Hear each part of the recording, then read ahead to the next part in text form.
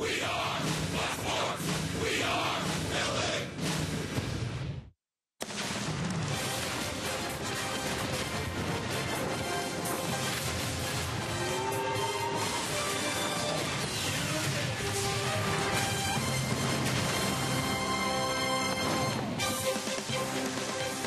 It's time for Angels Spring Training Baseball this afternoon from Salt River Fields at Talking Stick.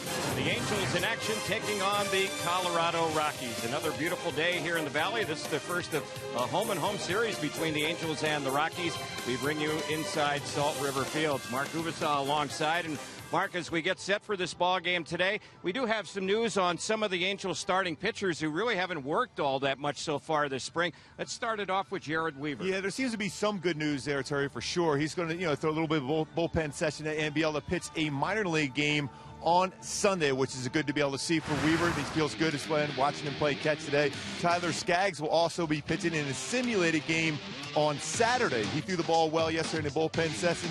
Now, C.J. Wilson, on the other hand, looks like he's got a little bit more of a setback. Watching him play catch today, he seemed like he's still a ways away from being able to even throw off the mound, let alone get in the game. But Weaver and Skaggs on track right now, which is a good sign for the rotation. All right, well, we have seen some other good signs for the rotation as far as guys who have actually been pitching for the Angels. One of them today will be on the mound. That's Hector Santiago. He's scheduled to go maybe 5 innings, and the Angels have had some other guys who have stepped up so far this spring from a rotation standpoint. Yeah, no doubt about it, Terry. I think what you're seeing is some pretty good throwing. I mean, it's difficult to be able to tell exactly how well they're throwing here in Arizona. We talked about that in the past, about the thin air, and sometimes the baseball carries a little bit more so. But that being said, Hector Santiago has thrown the ball well. Look for him to really work on his slider today. See if he can get some quicker outs. You mentioned trying to go 5 innings, 75 pitches. Garrett Richards has thrown the ball very well so far in spring. We talked about throwing upwards around 100 miles an hour. Andrew Heaney getting back in there a couple times in a row.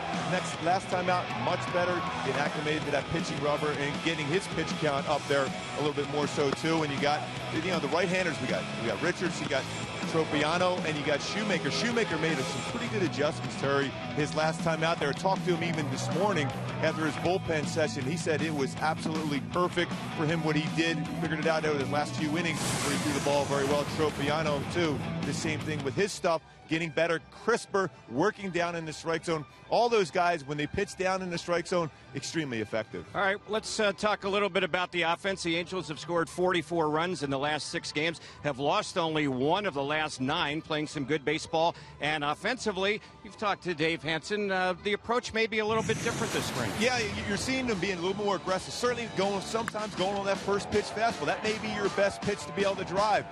Other guys in this lineup have been patient. Nava's certainly been patient at times. But that being said, look for that first pitch fastball. That may be the best pitch to drive. Escobar has been outstanding as far as jumping on that first pitch fastball. Nava on occasion will do the same thing, although he generally will work counts. And Cliff Pennington has been very good. So the guys throughout this lineup, one thing we were certainly concerned about a little bit, Terry, coming into camp, was the offense. That has not been the case so far because I think that approach that Dave Hansen really has gotten into their heads. Look for a fastball, get in fastball counts. It could be the 5th pitch of the at-bat. It could be the first pitch of the at-bat. Be aggressive and get that fastball. Don't chase breaking balls or change-ups out of the strike zone. If you do that, you can make good contact, use the middle of the field, the big part of the field. Well, today we'll see some guys who are fighting for spots on the roster. We'll see what their approach is like at the plate. Yeah, again, it's all going to come down to your comfort as a hitter. Sometimes you may be more aggressive on a fastball early in the count, but also you might want to see, especially when you're facing some young pitching you're going to see here today for Colorado, you might want to see a pitch or two to be able to put yourself in position to get in a favorable hitter's count. When they do that, they're going to be effective. But it's going to be a lot of fun here on St. Paddy's Day to see some good swings from the hitters against Colorado. Yeah, we see a little bit of green here at the ballpark today. The Angels and the Rockies scoring off back-to-back games. We'll see Colorado tomorrow, part of a split squad day for the Angels as they play at Tempe Diablo Stadium. Angels today, I mentioned Hector Santiago will get the start. Jeff Hoffman, we weren't sure who was going to start this game for Colorado. We think it's going to be Hoffman. There was some talk John Gray, another good young right-hander, would start for them. They have some serious power arms in their system. It's going to be fun to watch Hoffman go out there and just try to power through his fastball today. So it's the Angels and the Colorado Rockies. It's St. Paddy's Day here as the Angels get ready to continue. Hopefully their winning ways. We'll have the start of the game. The lineups up next on Fox Sports West.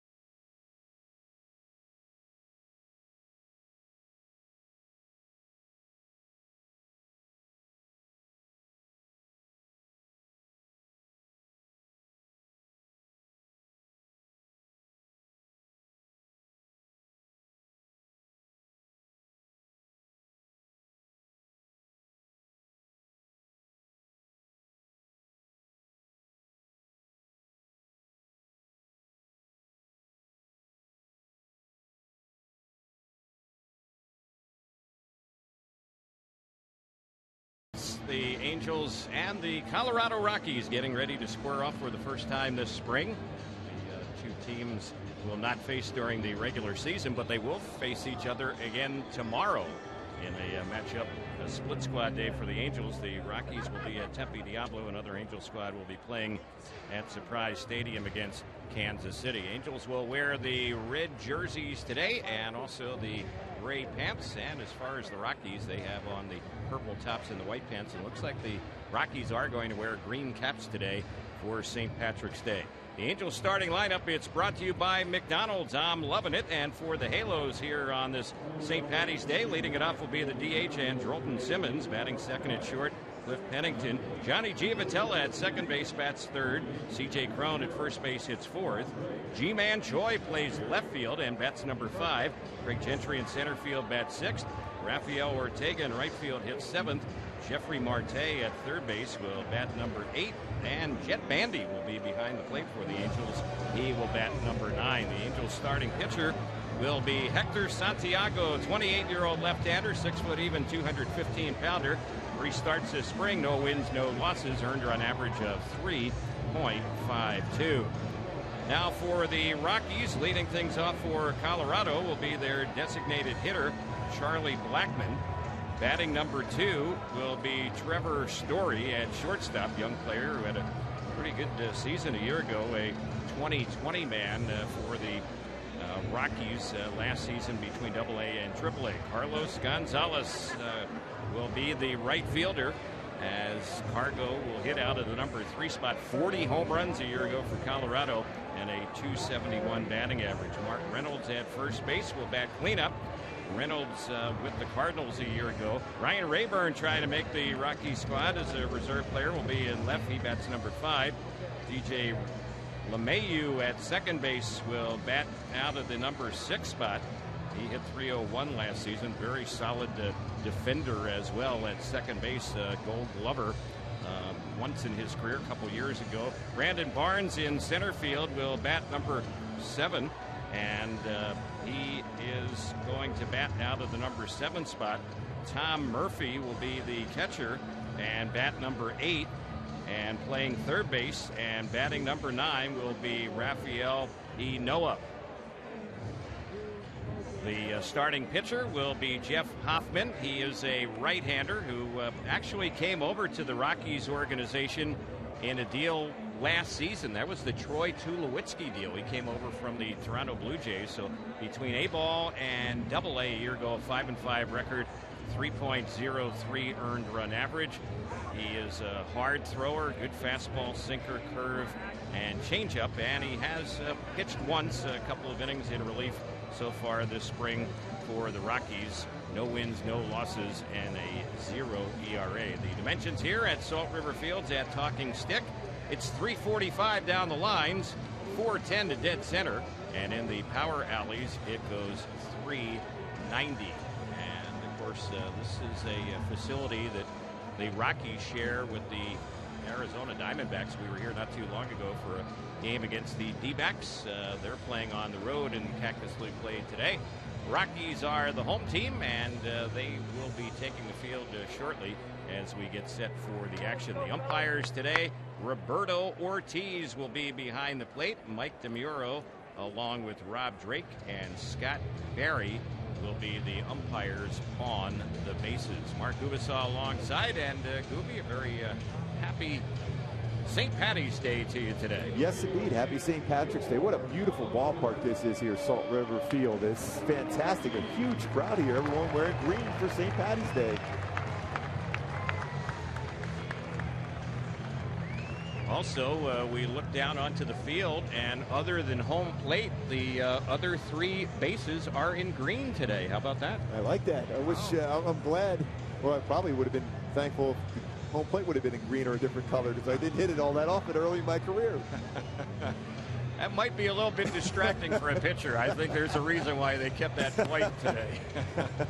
That would have probably freaked out Jeff Hoffman when he went out to the mound today if he was getting ready to warm up with a green home plate. But certainly the feel of St. Patty's Day here today at Salt River Fields at Talking Stick. We're on the outskirts of Scottsdale for Angels baseball here today. Boy, Hoffman can certainly bring it up there. He's at anywhere between, 92 to even touch 98 with a power two-seam fastball, good curveball, power curveball, slider, changeup. It's all about it refining his mechanics. If he does that, to go along with Gray, they have two really good power arms they believe they can build on in this Rocky organization, because they've always been able to swing the bats. They just need those power arms, especially young arms, to give them a chance to compete in that very difficult NL West. Yeah, Hoffman was one of the key pieces in that Tulowitzki deal with Toronto. He's a former first-round pick of the Blue Jays, and a pitcher, obviously, with a bright future at age 23. He's also a young man who, like so many others, has had the Tommy John elbow surgery, but in his case, it happened in his freshman year in college. So that's certainly behind him, and we're just about set for baseball here on this Thursday. And Drolton Simmons will lead things off for the Angels. He's the designated hitter for the Halos today. And we are ready to go as Hoffman gets the sign. Here's the game's first pitch. It's high and away for ball one. The count 1 ball, no strikes. With Pennington, and then Johnny Giavitello will follow. Infield backed up, outfield not too deep, and the next pitch chopped foul over on the left side. 84 degrees today here for the start of this ball game. Angels have left basically 6 starters back in Tempe today. Pujols, Trout, Calhoun, Escobar, Nava, and Perez. Here's the next pitch, the 1-1. Pop out behind second, shallow center. That's going to drop in for a leadoff hit. So Simmons starts it off, little poke shot into center. The Angels have a base runner for Cliff Pennington. And you're going to hear that quite a bit for the at-bats against Hoffman, breaking some at-bats. And that was off the end. Good movement he has. He'll run that two-seam fastball inside against right-handed batters also, but this barely got that over the infield, Simmons did. And this is when we've seen a lot from Mike Scioscia so far in this camp, where they're going to be aggressive. This is where you might see some action here, whether hit and run or a bunt or something. So switch hitter Pennington batting left-handed against the right-hander, and the first delivery misses for ball one. It's 1 ball, no strikes. Nice crowd here today. Angels have been one of the hotter teams in the Cactus League over the last week and a half. The Angels have lost only once in the last 9 games. There goes the runner, and the pitch. It's lifted in the air in a shallow center. It's going to drop in for a hit. Simmons gets a good read on it. He'll coast into third base. Sure enough, you called it, Mark. Hit and run single, and the Angels have something brewing in the first. And Terry, good call on that read by Simmons. He read that ball. He's going on contact there on the hit and run. Read that there was no way Barnes is going to be able to make that play in center field coming in on that fly ball. Read it and easily gets into third base. So Johnny Giavitello, who's hitting out of the 3-hole today. This would normally be Trout's spot to step up, but Mike is not here. So we'll see. Johnny Giavitello can make things happen. He's having a good spring, 9 for 31. He's had a home run. He's driven in 6 runs for the Angels so far this spring, hitting .290. And the pitch, he lifts this one high and deep into left center field. Chasing hard after that ball is the left fielder, and Rayburn ends up dropping the ball. The Angels have 1 in, another being waved home. Giavitello goes for 3, and he is out. But 2 runs are on the scoreboard. A little bit of a miscommunication out there in left center field. Ryan Rayburn and Brandon Barnes, and that ball popped off the glove of Rayburn, it appeared, and Angels have a 2-0 lead. Well, that baseball was certainly hit extremely well by Giavitello, and is trying to run that one down. Rayburn over did not. It looked like he was looking up for the center fielder to call him off at that point, unable to corral that baseball. But because of that good swing and good situational running we saw prior to that, ends up with 2 runs on that swing from Giavitello. So the next batter will be C.J. Cron. They're going to score that a double and a couple of RBIs, and then the play at third base will end up going left fielder to second baseman, I believe, to the third baseman. There's a pitch in there for a strike. 1-1 to count. So the Angels up and running here in the first inning, up by a pair. And Pennington making sure that that ball was down before he was able to go through. And then Johnny Giavitello making sure that Cliff Pennington was going to try to score on that ball. They see a slight hesitation. That's why you saw the play at third base. And getting back to even when Simmons going on that hit and run, when you come from a different organization. And here's a shot up the middle, a low line drive base hit off the bat of C.J. Cron. So the first 4 batters have all had hits here against Hoffman, and with 1 out and 1 on, Choi will be the next batter. Yeah, when you come from a different organization, each organization is different as far as their philosophy, and Mike Scioscia has always been very big as far as hitting and running and reading those plays off the bat so well. Now Simmons coming over here now, that was a great read for him, and that's something they teach from minor leagues, from A ball all the way up to the big league level for the Angels, and it's something that's really good to see that Simmons picks up very well in that hit and run, done perfectly well by Cliff Pennington. Ji-Man Choi, left-handed batter. 8 hits, including a homer, 6 RBIs this spring. We'll see him play left field today. And the first delivery, that's right in there for a called strike. Around the infield for the Rockies, they have Mark Reynolds, a veteran, at first. DJ LeMahieu at second. Rafael Inoa at third. And Trevor Story is playing shortstop. Rayburn in left, Barnes in center. Cargo, Carlos Gonzalez in right. There's a pitch low and inside. Tom Murphy is the catcher. Charlie Blackmon is DHing, and Jeff Hoffman on the hill. Well, just like we talked about yesterday, even in the opening today, Terry, how aggressive the hitters are. All this damage done, only the 13 pitches thrown by Hoffman. So they're aggressive. They're attacking fastballs. Next pitch, that's low. Good block on it by Murphy. No advancement by Cron.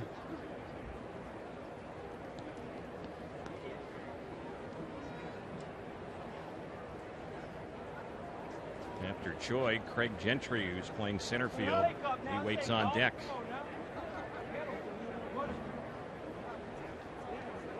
Three-man right side infield here with Choi batting. Here's the next pitch. He checks on that. Did he go around? No. 3-1. Choi has shown a very good eye at the plate also. Seen that in a number of games so far.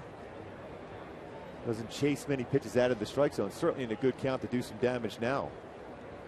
Here's the next one, 3-1. He cuts at it and lifts it in the air down the side. Rayburn is chasing in foul ground. Has a play, and he ends up making the grab on that one as he ended up over by that side wall, and boy, he ended up flipping over that wall, but held on to the baseball. Oh, what a nice play, a gutsy play by Rayburn as he goes towards the line, knowing it's a low wall where you're going to hit it and flip over, still able to maintain control of the baseball, kept his eye on the ball, would know exactly where that wall was going to be, reaches over and falls in the stand area. What a play. Gets rid of that baseball quickly. That doesn't feel real good, that low wall. There's padding there, but it's still not going to feel real good. So Rayburn, the left fielder, really been tested here in the first inning. On that play, Cron was able to tag and go from first to second once Rayburn flipped over that little short wall in foul ground. There's a pitch a little bit low on Craig Gentry as he bats for the first time. This is batter number 6 for the Angels in the inning.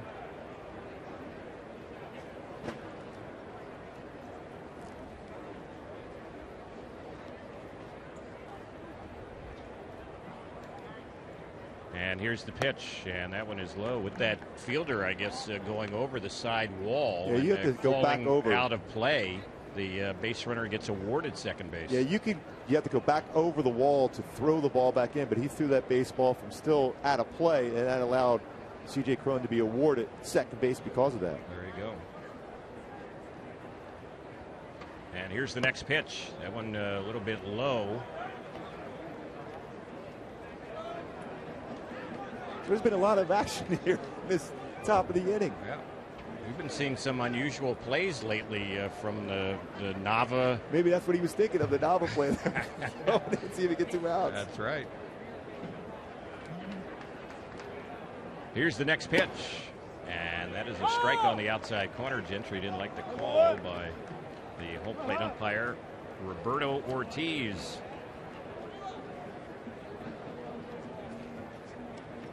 Base hit could mean another run. Angels have already put 2 on the board.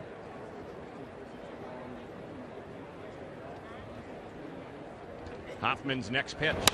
This is chopped out towards the shortstop. It's handled cleanly there by Story, and he's thrown it first in time. That's how the inning will end. Angels come up with a pair in the first half, a 2-0 lead on the Angels Baseball Radio Network and Fox Sports West.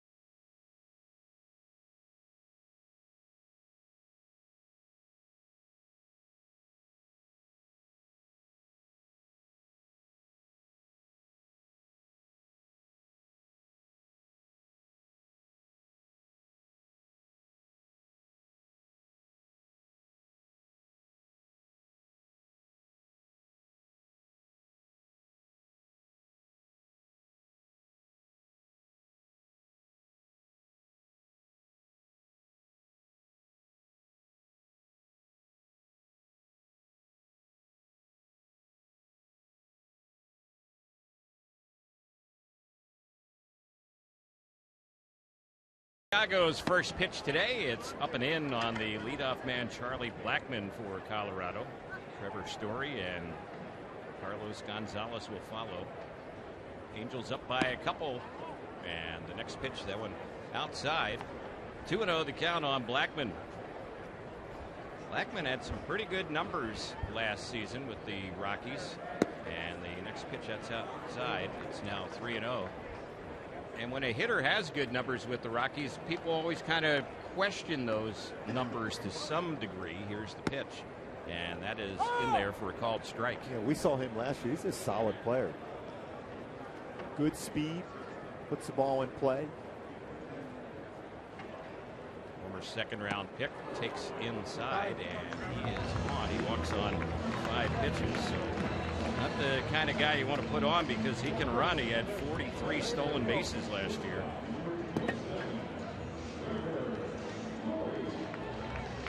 Trevor Story will be the next batter.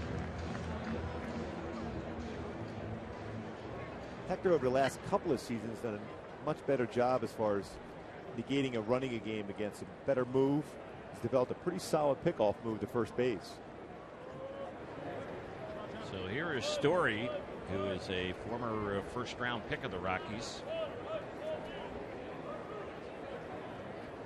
And a good player, the pitch, that one taken high. Hector's having some command issues, and Jet Bandy will walk the baseball back to the mound and have a word with them. Fans, don't forget, Spring Training Baseball is live with the MLB.com at-bat app. Stay connected all spring with radio broadcasts, video highlights, stats, news, and more. Download MLB.com at-bat, the #1 app for live baseball on your smartphone and tablet.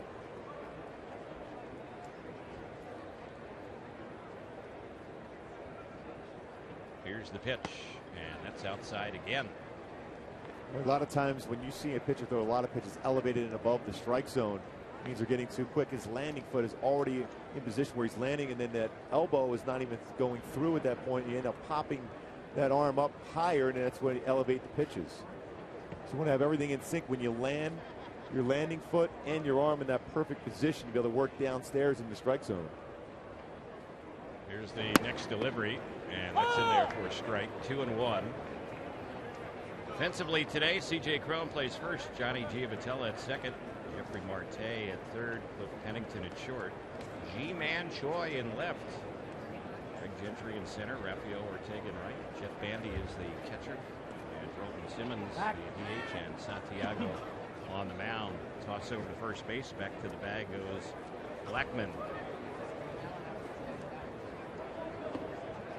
It's one of those moves for Hector. That's about his B or C move. He hasn't shown that A move yet. Save that for the time where you think you might be able to pick off that runner if he gets a little bit bigger lead. 2 balls, 1 strike. There's a pickoff toss, and they have Blackman caught in a rundown between first and second. They start to run him back to first base and get the tag on him. So good job after a few tosses over there. Santiago fired with Blackman starting to break for second, and they run him down easily. A nice job of holding the baseball and not giving up that he was going to go home. Quickly throws over. And then a nice job on the rundown. What you try to do in a rundown, eliminate as many throws as you can. Just get in there as quick as possible and apply the tag. Well done by the Angels.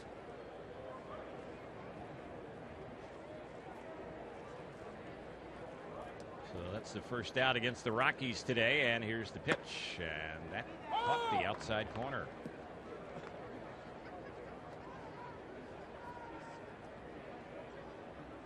Two balls, 2 strikes.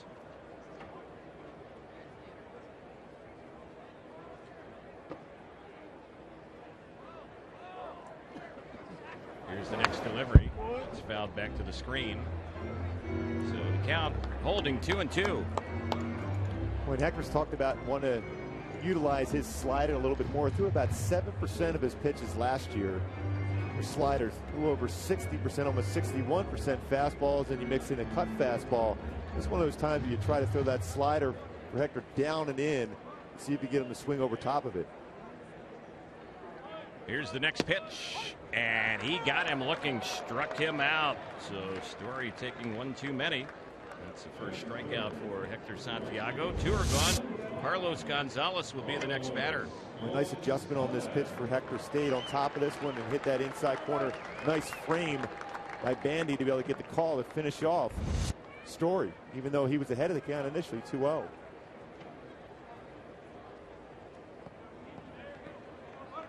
Gonzalez has hit a couple of home runs so far this spring.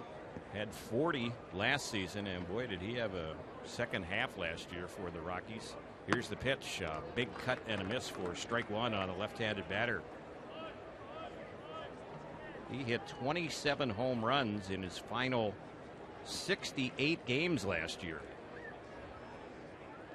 Here's the pitch. That's a little bit low and in.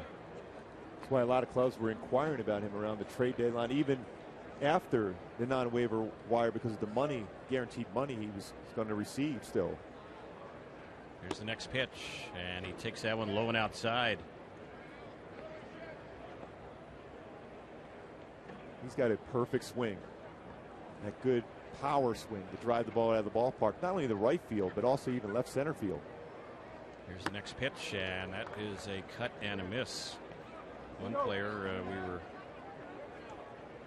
hoping we might see today, maybe we'll see him tomorrow, Nolan Arenado. And boy, what a great young star he is. SoCal native. There's a cut and a miss, and Santiago throws it past Gonzalez, struck him out, and that'll end the inning. Pretty good inning for Hector. We head to the second. Angels have a 2-0 lead on the Angels Baseball Radio Network and Fox Sports West.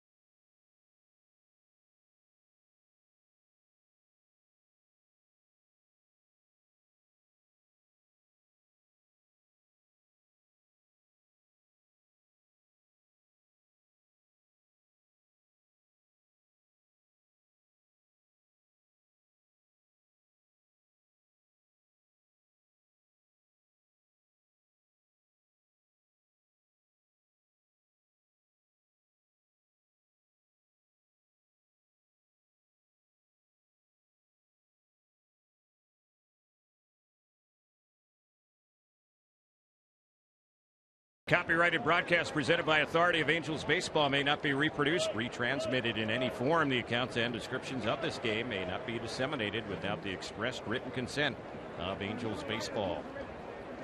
So the first batter up going after the first pitch is Ortega, and he grounds the ball right to Reynolds, the first baseman. And one pitch, one quick out to start off the Angels' second. Jeffrey Marte, who's playing third base, will be the next batter.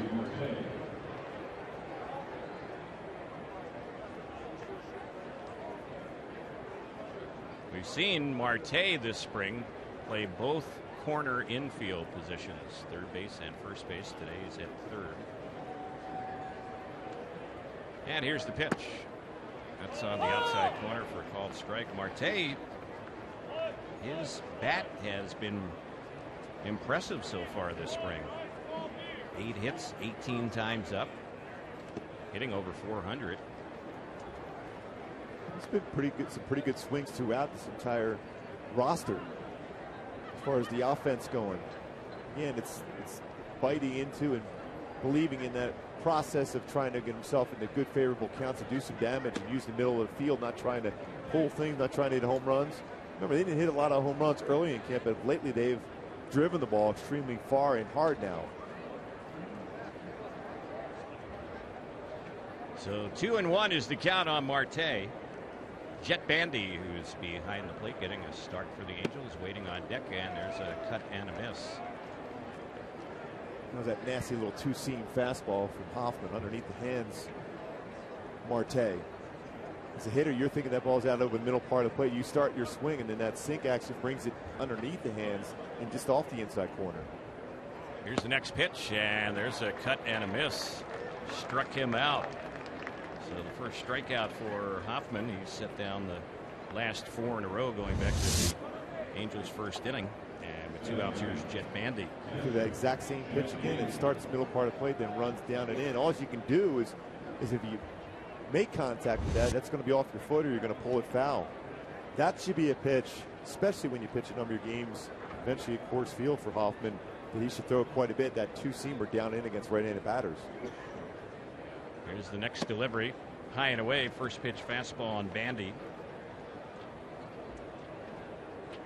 Bandy's had 4 hits so far this spring for the Angels and in the starting lineup here today. This name for Bandy is 10th so far this spring for the Angels. And overall, it's game 17 for the Angels this spring. Right of Thousand Oaks High School. Yes. Mike Scioscia's neck of the woods. Here's the next pitch, and that one is inside. 2 balls and 1 strike. They do have a shift on Bandy, so they have a scouting report on him. 3-man left side infield. Here's the next delivery. This one is hit well into right center field. Going back on that one is Barnes. Still back, dives, can't make the catch. Ball takes a bounce, hits off the wall. Bandy will cruise into second base, and he is there with a 2-out double. Impressive effort for Barnes to try to dive on the warning track to catch that baseball, but even a better swing for Jet Bandy to go the other way. That was a pretty good pitch. It was down, that inside-out approach. Barnes almost able to track that down with a full extension on a dive. The warning track right in front of that wall in right center field around that 390 mark. So Andrelton Simmons, who is DHing, he's already had a hit and scored a run, will bat. Base hit here could mean another run. 2-0 Angels here. Top of the second. The pitch. That's line foul. Ball's hit hard. Back to the seats down the right side. 0-1 the count on Simmons.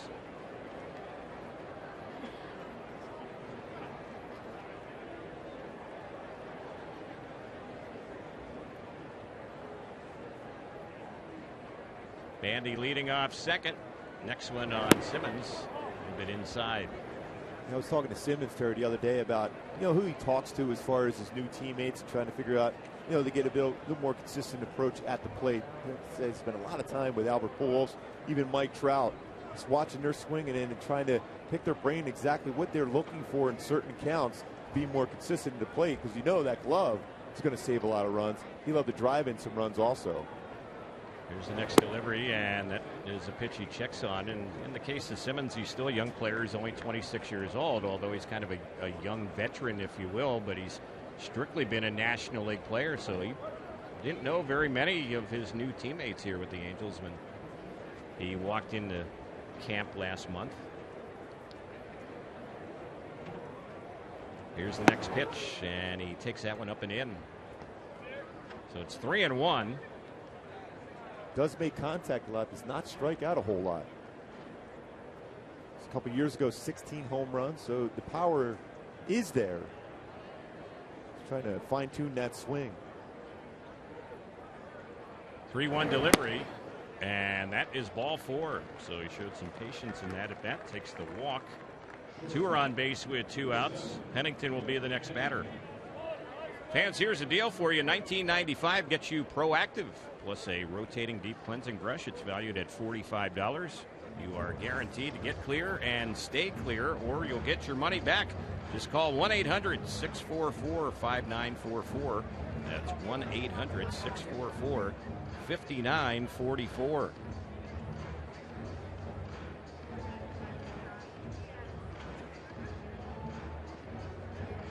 Just had a little visit out to the mound.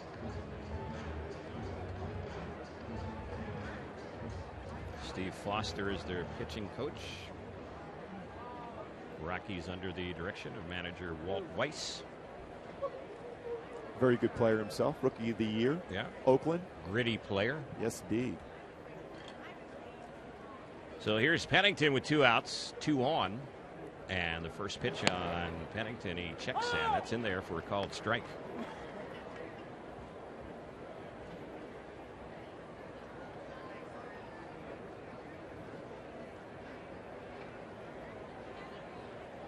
Story, the shortstop, is playing almost behind second base, and the next delivery, that's in there for a called strike. So the count jumps to 0-2. It's amazing sometimes when a pitching coach comes out just to give you a quick breather, refocus, how often you'll see the pitcher ready all of a sudden get back to his good mechanics. It's a little something you say as a pitching coach. Here's the next delivery. That one is up and in.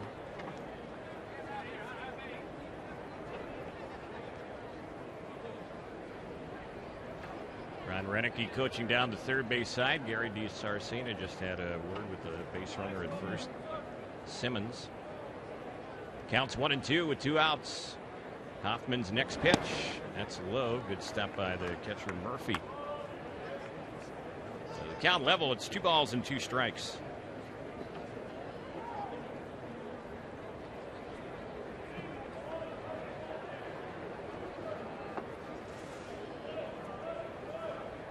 See what gives on the next one. That one is hit by the pitcher. It got a piece of his foot. The ball ricochets into left center. Angels are going to get a run on this one and now have a 3-0 lead. Hoffman tried to make a kick save on that one. It was a kick save, but a beauty for the Angels, because I think at that position, Story's going to be right there, even though that ball was hit extremely hard by Pennington. I think he's in position to field that ball, but because Hoffman threw his foot out there to slow down that baseball, it gets away from him. See, he's right there in position to be able to make the play potentially. That's a normal reaction. Sometimes you'll see a pitcher even throw their pitching hand out there, which you should never, absolutely never do. Same thing when you throw the foot out there to slow it down. So often it'll go away from where your infielder's position. That's why you look back where they're at.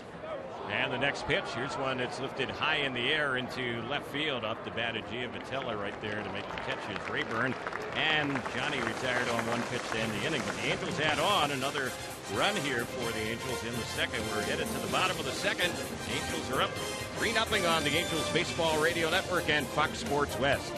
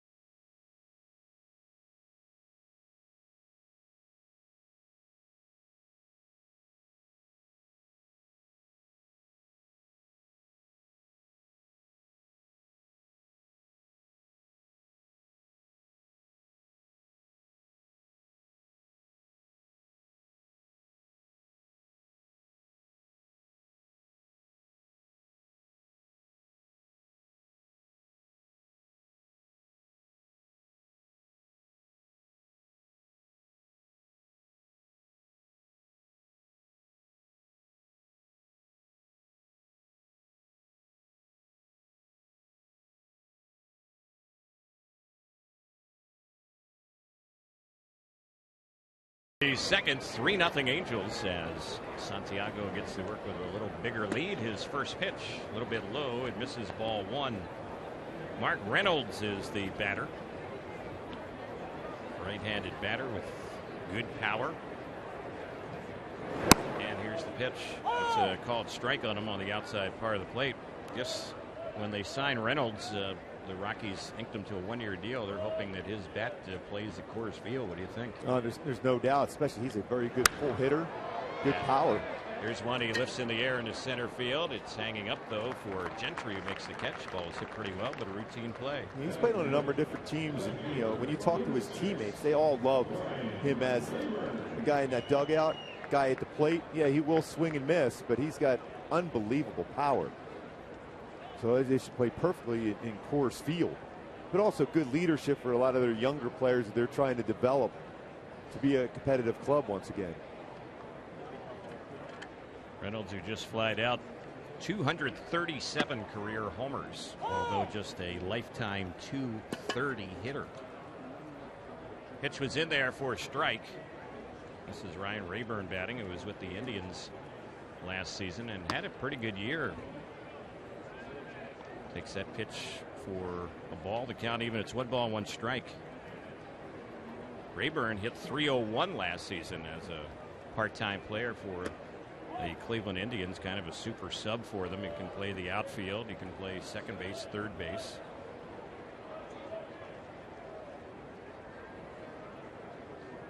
Santiago ready. Here's the next one on Rayburn. That's high and outside. Hector's fallen behind 3-1. Hector with an extremely quick pace he has on the mound. Sometimes he's got to slow himself down just a bit. Stay under control. And the next delivery in there for a strike. So it's a full count.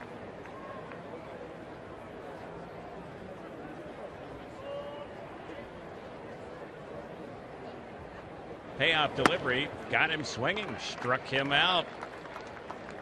Hector racking up some strikeouts here in the first couple of innings. He has struck out 3 of the 5 that he's faced. 2 away here in the bottom of the second, and DJ LeMahieu will be the next batter. He gets a lot of strikeouts with his fastball, especially upper part of the strike zone.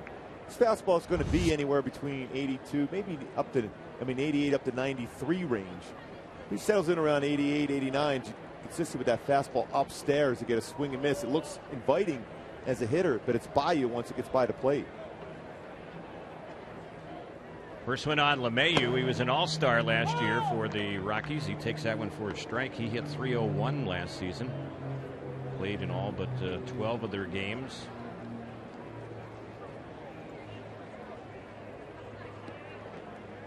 Next pitch.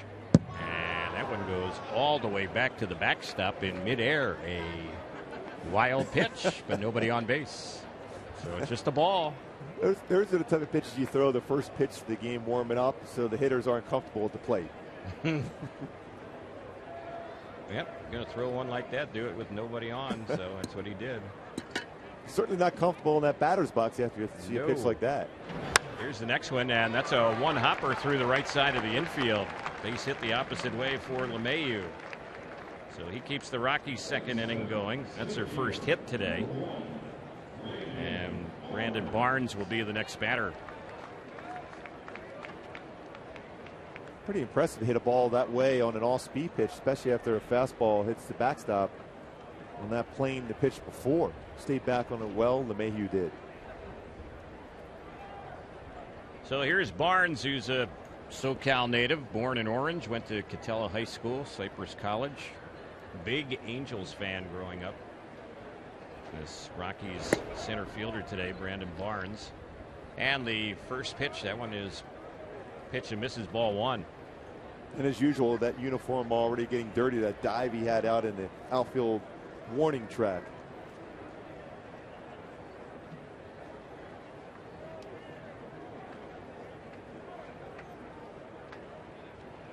Pickoff toss, back to the bag goes LeMahieu. He can run, 23 stolen bases last year.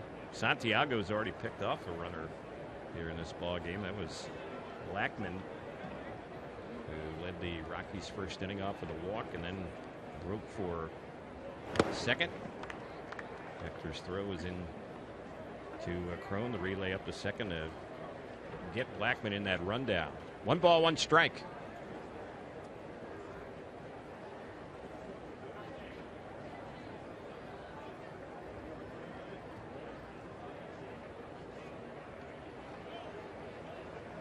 Here's the next pitch.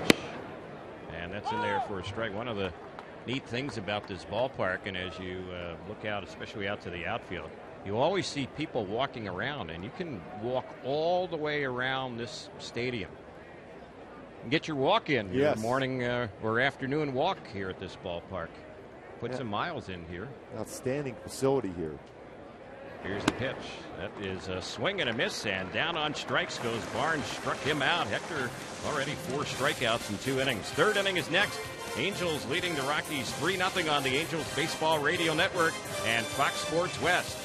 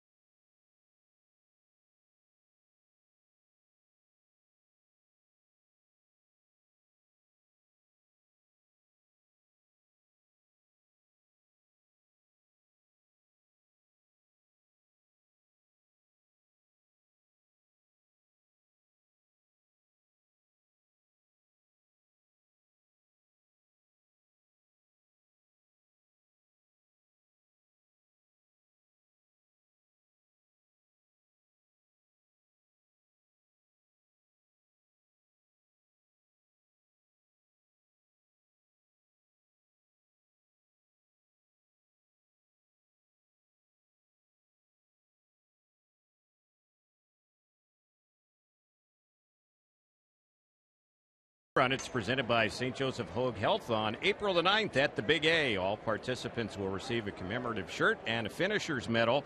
Register today at angels.com/5K. So the leadoff man for the Angels here in the 3rd with the Halos up 3-0 is C.J. Crone. First pitch was taken for a ball from Hoffman, and his next delivery, that's hit sharply but foul over by the Angels' third base dugout.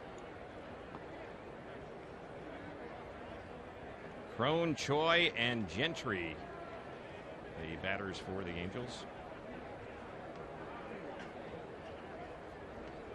C.J. Crone taking some time, moving back in the box.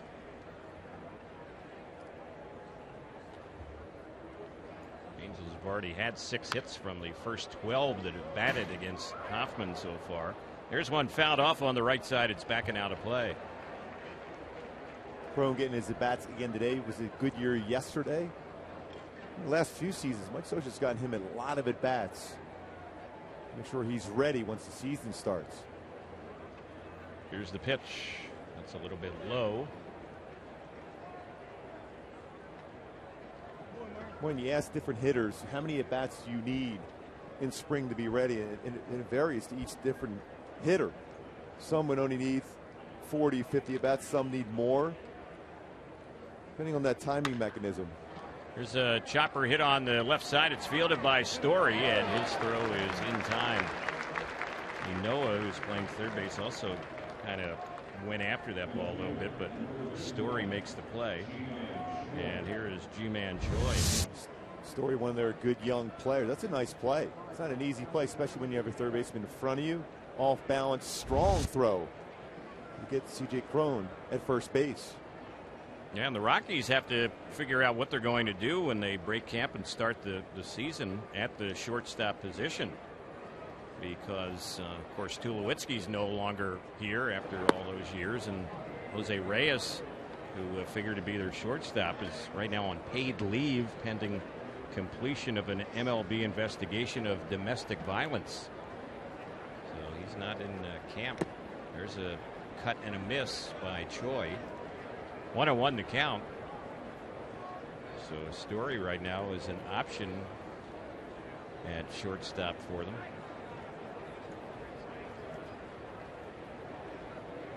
Right side infield shift on with Choi batting, takes low and in. 2-1 to count.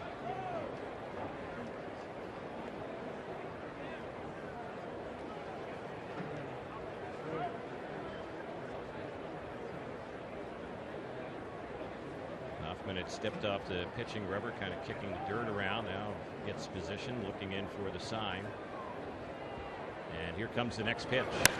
This ball is hit well into right center field. Diving after that one in right center and trapping the ball is Carlos Gonzalez. That'll be a one-out hit. Boy, the Angels are finding spots just out of the reach of some of their outfielders in the early going. That was a good attempt there by Gonzalez, but Choi is on with his first hit of the day. Yeah, we've seen some good efforts for the outfielders for the Rockies, but some well-hit baseballs by the Angel just underneath the glove, able to keep that in front of him, though. Otherwise, that's going to be a double at least for Choi, but he continues to impress with the bat. So here's Gentry. Choi drawing a throw, dives back to the bag safely. And this is also a potential combination here to have a hit and run put on also, especially when you have a guy with a power sinker. Better chance to put the ball on the ground if indeed you send the runner. Choi is on the move. The pitch, it is tipped foul. So sure enough, he was on the move. Angels had a hit and run on there. Gentry getting a piece of that one, fouling it off. It's one thing as a manager, it's much easier to put a hit and run on when you have a pitcher that's more of a ground ball sinker type pitcher, because you can put it in play. When you're facing a guy that has strikeout capabilities, it's very difficult to put a hit and run, especially when you have a guy with that high power fastball or a nasty breaking ball to put a hit and run on. 0-1 to count. Next pitch. Choi wasn't running on that one. It's low and in. 1-1.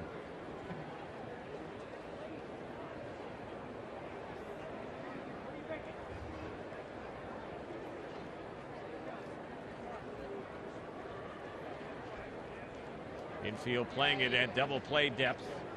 We're in the third. The Angels up 3-0. Here's the next pitch. That's low and away, and the catcher makes a good stop on that one. Murphy. 2 balls, 1 strike. Certainly a real good action count right here, Terry. Gentry with good speed also at the plate.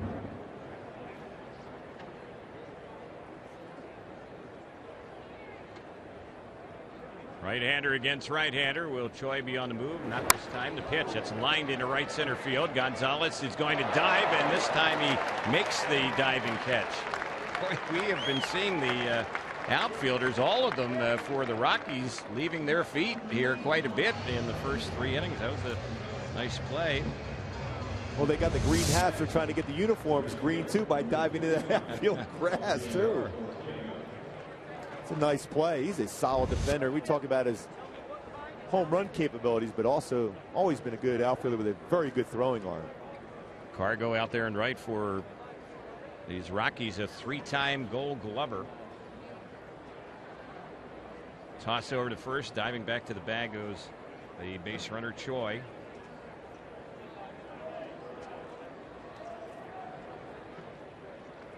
So 2 are gone with the runner still at first base. Ortega is the batter.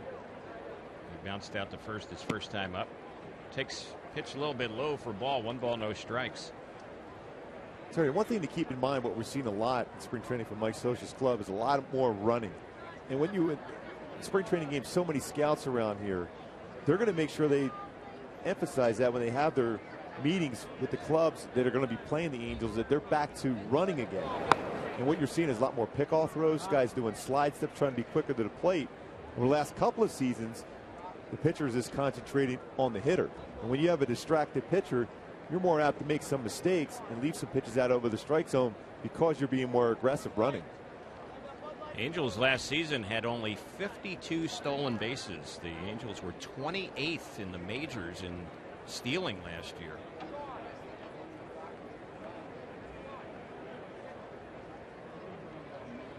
Two balls, no strikes. There goes the runner. The pitch is high. The throw down to second. It's a one-hop throw, and safe at second base will be Choi. So G-Man Choi showing he has some wheels here.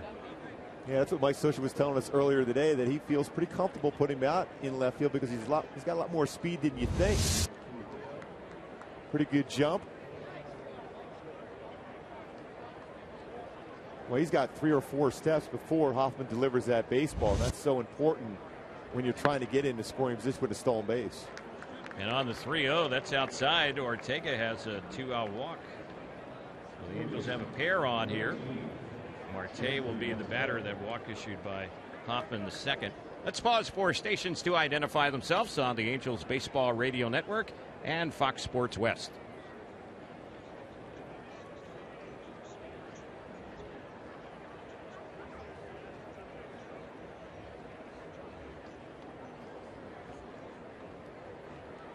So the Angels have Hoffman in more trouble. He's been in constant trouble here in the first few innings, and that pitch is low and outside. Angels had 6 base runners in the first inning, 6 more in the second. Or sent 6 to the plate in each of the first 2 innings, and have now sent their 5th to the plate here in the 3rd inning. Here's the next delivery. That's a liner into left field, and that's going to drive in a run. That ball's going to roll all the way down in the left field corner. The Angels might get 2 on it. Now the left fielder, Rayburn, is saying the ball got stuck down in that corner.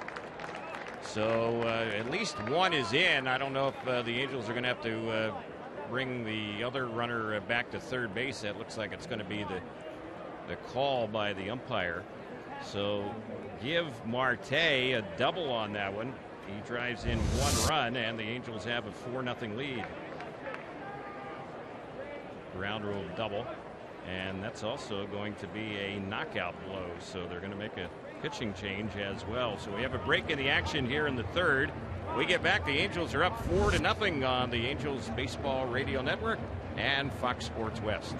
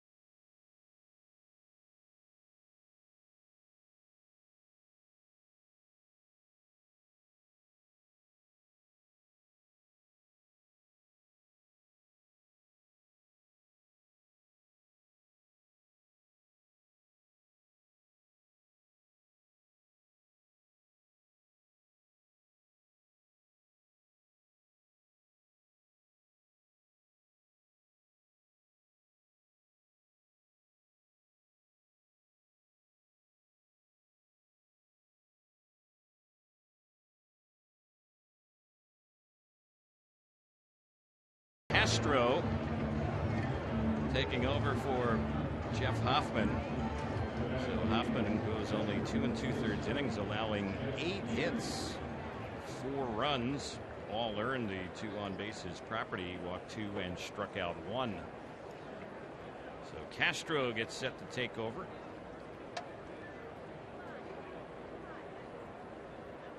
This appearance for him, his 4th this spring, and just 2 2/3 innings of scoreless relief. Here's the pitch. It's a called strike on the outside corner. Jet Bandy is the batter. He's already doubled and scored a run. A hit here could mean 2 more. Angels are up and running today at Salt River Fields. 4-run lead. Trying to add on. Castro set. Here's the next pitch.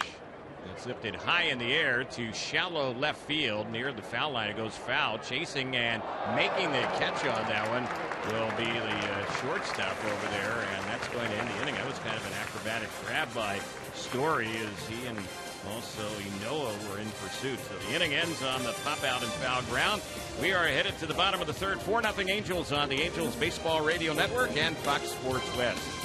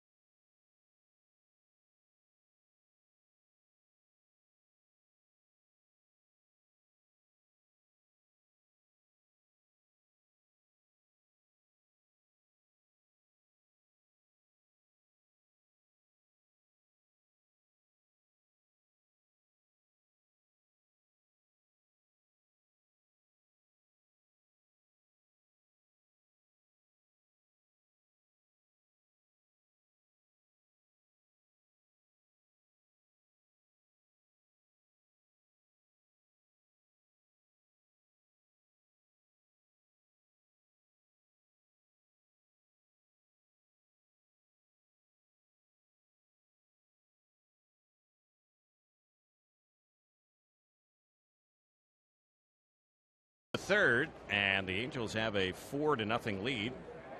We will check out the Ram Out of Town scoreboard on this Thursday in just a moment. Brought to you by the Ram 1500. Don't forget the Ram 1500 available with Eco Diesel V6. Gets an estimated 29 miles per gallon highway. Visit ramtrucks.com to learn more. No balls, 1 strike to count. Santiago's next pitch. That one is fouled off by Murphy, the catcher today for Colorado, batting for the first time. Count jumps to 0-2.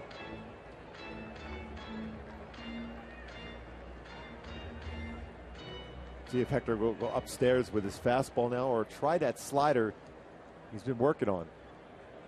Here's the next delivery, and this is skied in the air and hit well into left center field. Going back is Gentry. He jumps up, and that one is gone.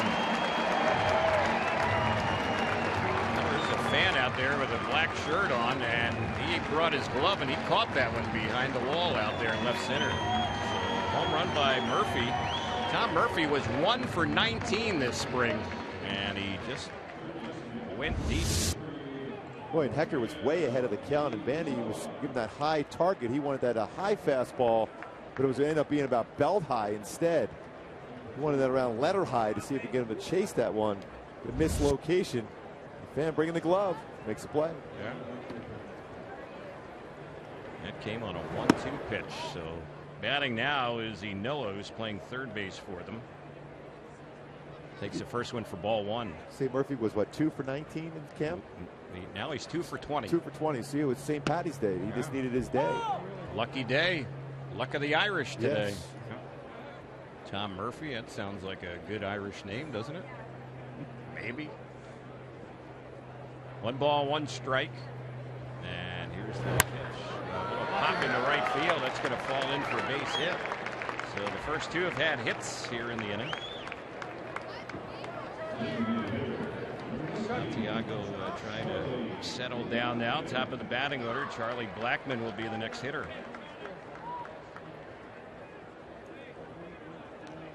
Blackmon walked his first time up.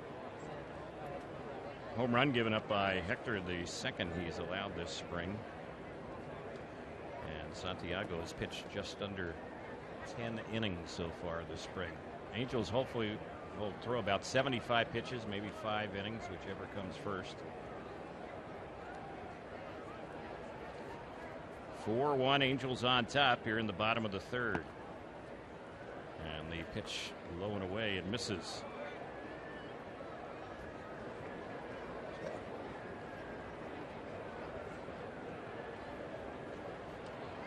Infield at double play depth, although Blackmon a tough guy to double up. He has good speed.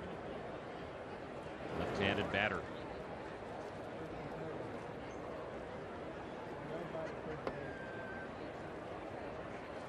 Here's the pitch, and that's in there for a called strike. During the offseason, you kind of heard Blackmon's name linked to the Angels. The Rockies have a lot of outfielders, and they ended up trading Corey Dickerson away to Tampa Bay, so Blackmon remained with them. Yeah, I heard Blackmon's name quite a bit when it came to potential outfielders for the Angels. Right. Of course, the Angels all off season trying to deal with an opening in left field. Right now, though, Daniel Nava has looked really good this spring for the Angels at that position. Here's the pitch.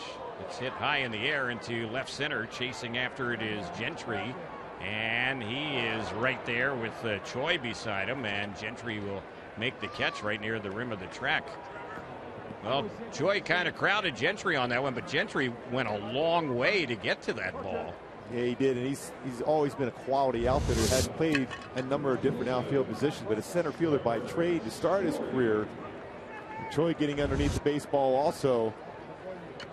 Last second reaches up and makes the play, but that's one of those plays as a center fielder. When you get close enough, that's your ball as a center fielder because you're calling off the left fielder and Choi there.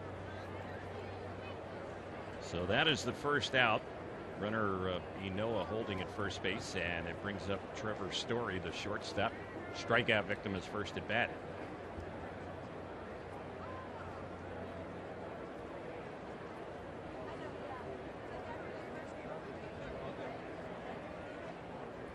Santiago delivers. Here's one skied in the air into left field. Now Choi is out there. He's battling the sun. He's under, and he makes the catch. It's hit pretty much right at him. Very high in the air to left, but that is out number 2. It's pretty comfortable out there so far. Again, as an outfielder, you know, he's going to go, the play before is going to go until called off. So it's good to see him be aggressive enough to go after that baseball in the gap. And you can see how quick Gentry is to be able to cover that much ground to get in position to be able to catch that fly ball also the play before. So here's Gonzalez, who struck out his first time up. In the Florida Grapefruit League, checking out the Ram out-of-town scoreboard, Washington beat a Braves split squad 9-7. Freddie Freeman had a big day in a losing cause for the Braves. Pair of homers. He has 4 this spring. There's another ball hit well in the left center field. Gentry going after this one, and he reaches up and makes a nice catch right in front of the wall, and the inning is over. So that'll do it here for the Rockies. They do get a run in the inning, the leadoff homer. We've completed 3, head to the 4th. 4-1 Angels on the Angels Baseball Radio Network and Fox Sports West.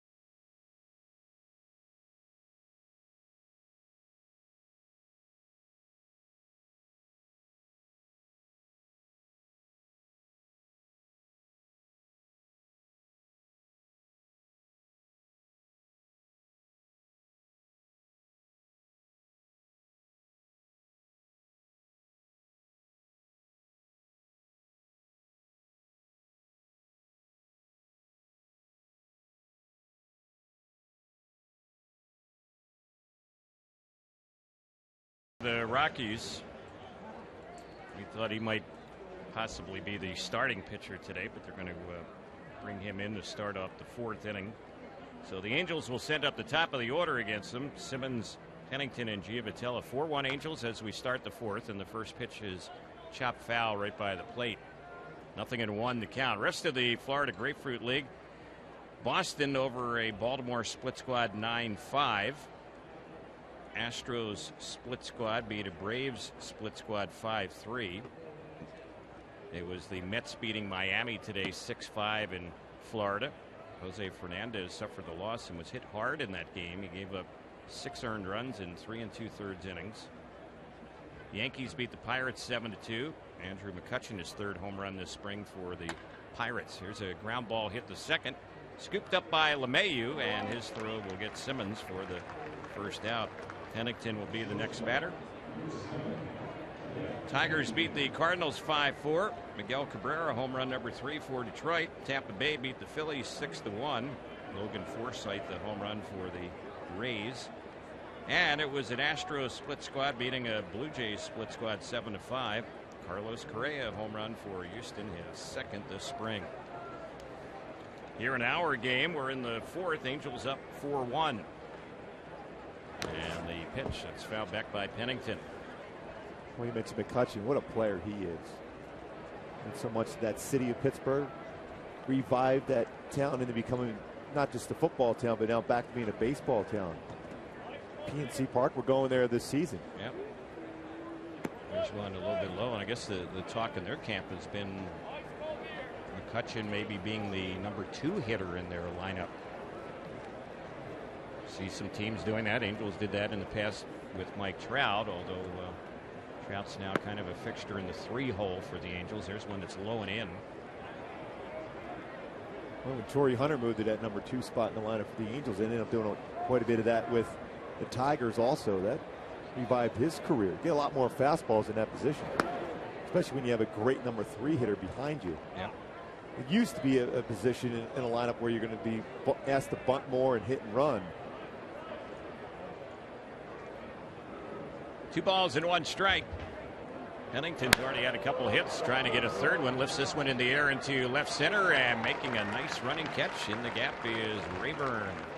He's really swung the bat well. We talked about him in the opening, about 360. A couple hits today. That's a good swing right there. Hit the ball hard the other way. So Johnny Giavotella, who's doubled in a pair and 2 times up, will be the next batter. John Gray, a big guy, goes about 6'4", 235-pounder. First-round pick of the Rockies in 2013, 3rd selection overall.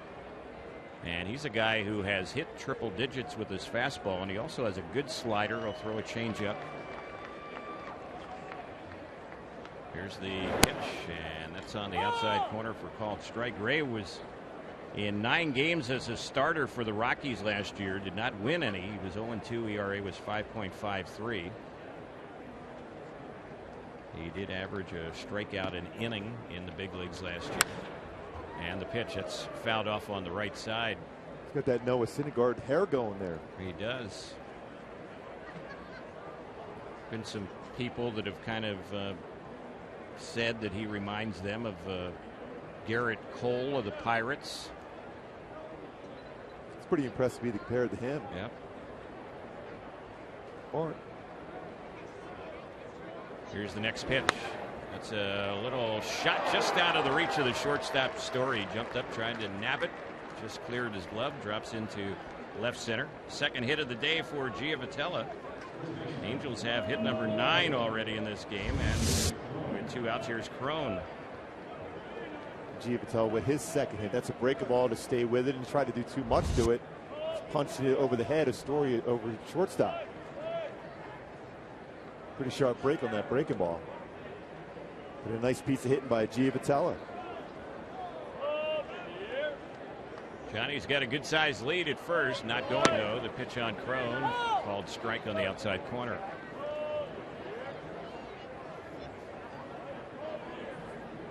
Tomorrow, Mike Scioscia will have to round up some players because the Angels have 2 games. One of them against these Rockies in Tempe, and another Angels split squad will play the Royals at their spring training home, Surprise Stadium. toss over to first, and diving back to the bag goes Giovitella. The game against Colorado at Tempe Diablo Stadium, we'll have the broadcast of that one for you. That'll be Garrett Richards going for the Angels. And the other Angel game against the Royals, Matt Shoemaker will start that one. Toss again to first, diving back to the bag goes Giovitella. Well, you did a game when Richards touched 100 miles an hour on a fastball or two, didn't you? Yes, we did this spring. Yep, hit triple digits.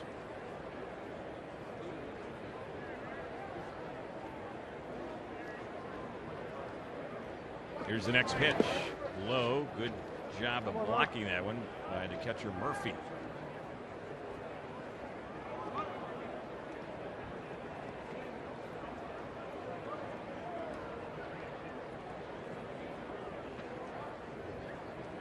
Angels got a couple in the first inning, a run in the second, run in the third.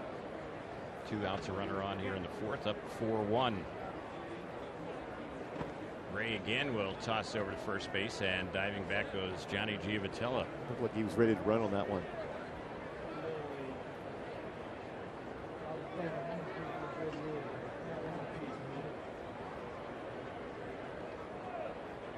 Everyone appears to be ready. We'll see what happens on the next pitch. There goes Giovitella. The pitch is a strike. The throw down to second, skips away, goes into shallow center. Giovitella gets up, and he will take third base.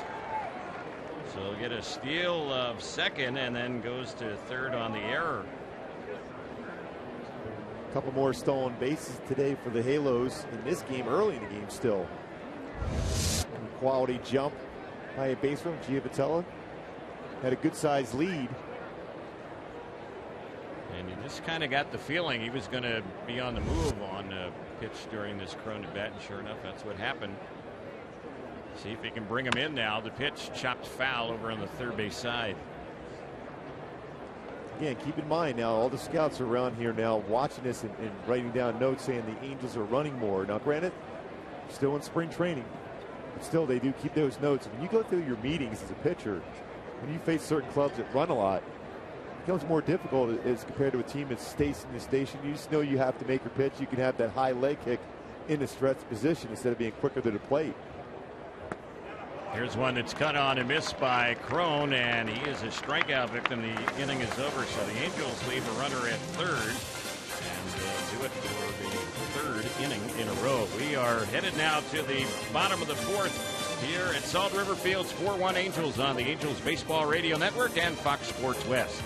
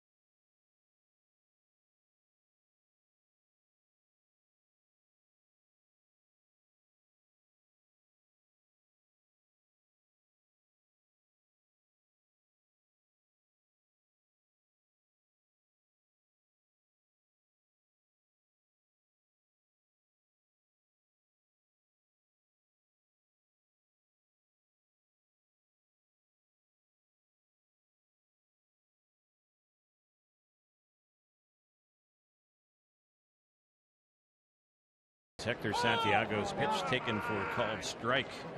4-1 Angels, bottom of the fourth. Reynolds, Rayburn, and LeMahieu, the middle third of the batting order for Colorado. Here's the next pitch. Right in there for a called strike. That looked like his slider there. That was a good feel for that pitch. Something he's mentioned a number of times here in camp. He wants to use that more. And there's one taken for a ball. 1-2. Came back with it again. That one a little sharper break to it.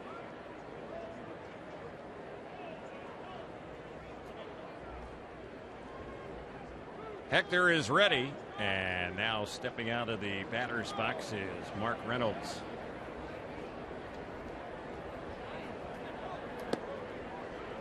Next pitch, he's taking that one, and it misses. 2 balls and 2 strikes.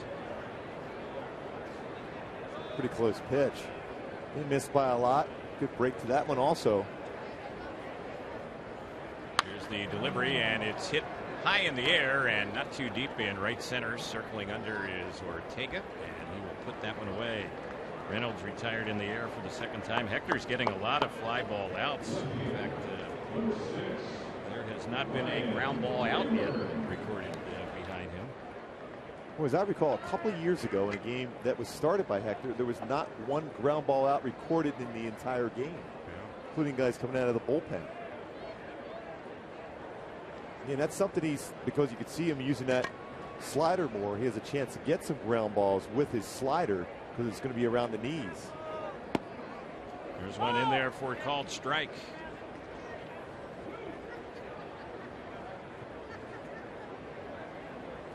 Santiago has always had the reputation of being a fly ball pitcher, and that certainly holds true today. There's one that's outside. Remember, his name was kind of danced around potentially for Blackman there for a while, and I was thinking that may not be the perfect spot for Hector pitch in the majority of the games at Coors Field. Yeah, fly ball pitcher that wouldn't bode well in most cases. 1 ball, 2 strikes to count. And what was it Hector even said last month that he had heard from his agent during the offseason? Hey, we might see you moved here before spring training starts. But Angels are happy they have him right now. Certainly some question marks as far as the rotation here on the 17th of March for the Halos. 2-2 pitch, and that is a little bit low. Santiago thought he might have had him looking. Full count, 3-2.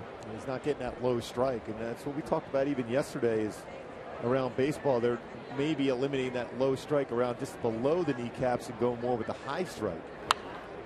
Here's the next delivery, and this is popped up foul behind the plate. Bandy is going back, and that's going to land back to the seats and out of play.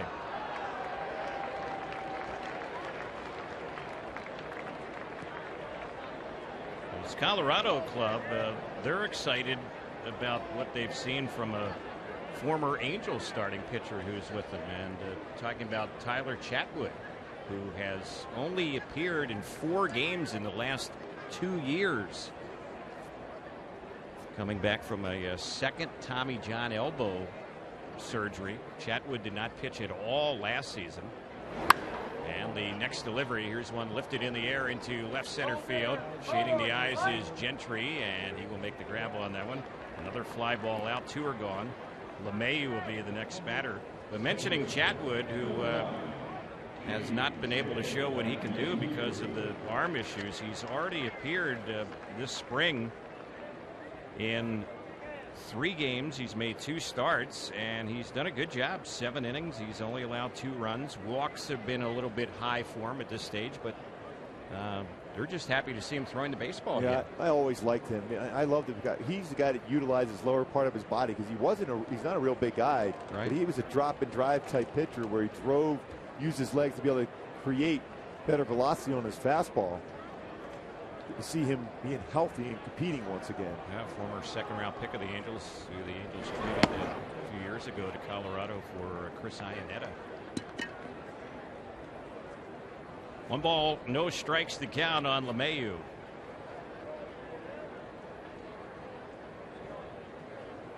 Last 5 batters have all flied out, and the pitch that's fouled back behind the plate. String right now for Hector is the longest in this ballgame. 5 in a row retired. The Angels bat in inning number 5 right now, leading 4-1. Choi, Gentry, and Ortega will bat, and they'll likely face John Gray. Here's the next pitch. That's right in there, called strike. Boy, Hector can pitch inside very effectively against right-handed batters. Because then he can set that cut fastball in. After you've established the fastball in the inside corner, you can throw a cutter in. Next pitch, and that's a little bit low. 2-2. Want to remind fans, Experian, let's get serious about your credit. Go to Experian.com today. Santiago's had pretty good control today. He walked the very first batter, hasn't walked anyone since. And here's his 2-2. A little low, so that will run the count full on LeMahieu. Brandon Barnes would be up next.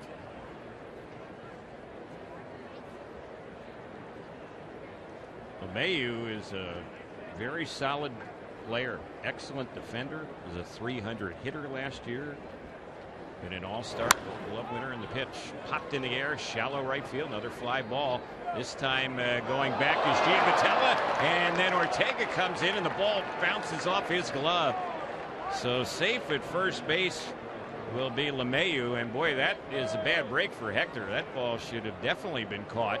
It'll be an error, and the error will be charged on Ortega. Those two just have to communicate a little better out there. Yeah, we saw that a couple of times in the last season there with Calhoun and Giavotella going back, and Johnny's going back and calling for it, but as an infielder, once you hear the outfielder calling, it's a much easier play for an outfielder coming in on the baseball as compared to an infielder going back on the ball. That's when you get out of the way as an infielder. That should have been an easy out. Runner goes, pitch in there for a strike, throw to second, safe. So a stolen base for LeMahieu. He's at second base now.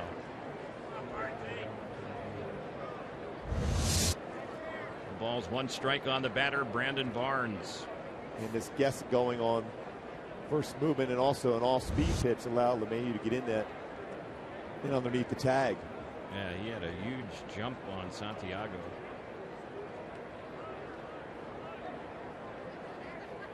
The ball's 1 strike. Here's the next pitch. Outside. 1 ball, 1 strike. Fans, don't forget, host a business function or celebrate a special occasion in your own private suite at Angels Stadium. Suite rentals offer all-inclusive food, beverage packages. Visit angels.com/suites. Here's the next pitch. Called strike, outside part of the plate. 1-2 the count. Terry Smith, Mark Gubison, our producer engineer Darren Chand with you here on this Thursday, St. Patrick's Day, from Salt River Fields at Talking Stick, Scottsdale area. And now a balk has just been called on Santiago. Hector took a peek there at the base runner at second, LeMahieu, and balked. So that's going to move him over to third. We got Mike Scioscia, Tony Nagy looking. See the movement there and not disengaging the ball in the glove before stepping off the pitching rubber. Looked like he was anticipating putting some type of pickoff move on. He talked to Giavotella after the balk call, and there's a cut and a miss, and he ends up striking out Barnes to get out of the trouble here and end the inning. They fail to score, leaving a runner at third. We are moving to the 5th inning. Angels still leading 4-1. Angels Baseball Radio Network and Fox Sports West.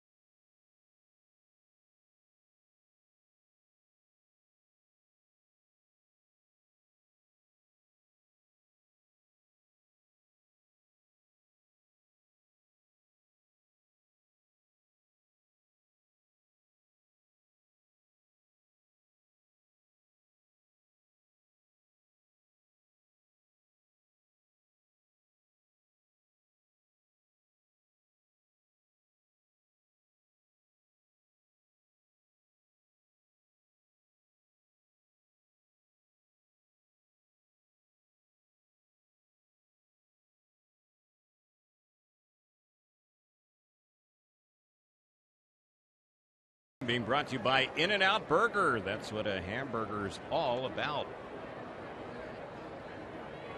Choi has a single and he scored a run. Also stealing a base in 2 times up today.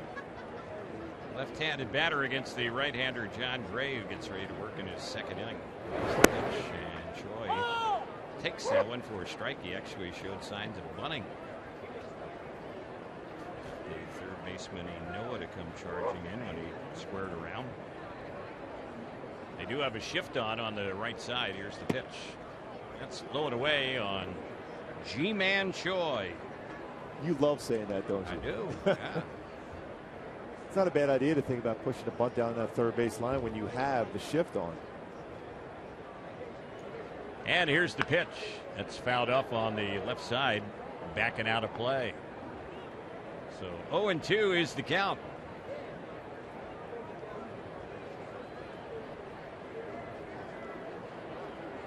We've seen Choi play left field for the first time in an Angel spring training game.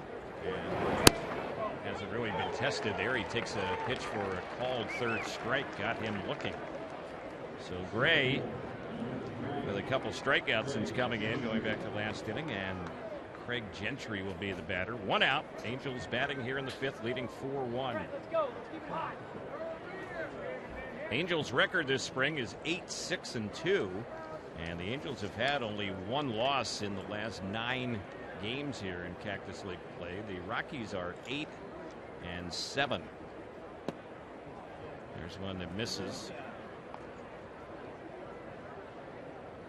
Rockies played the Dodgers yesterday and were beaten in that ball game.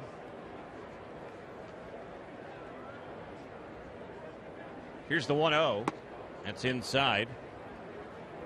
2 balls and no strikes is the count on Gentry, who's grounded out and lined out. He's 0 for 2.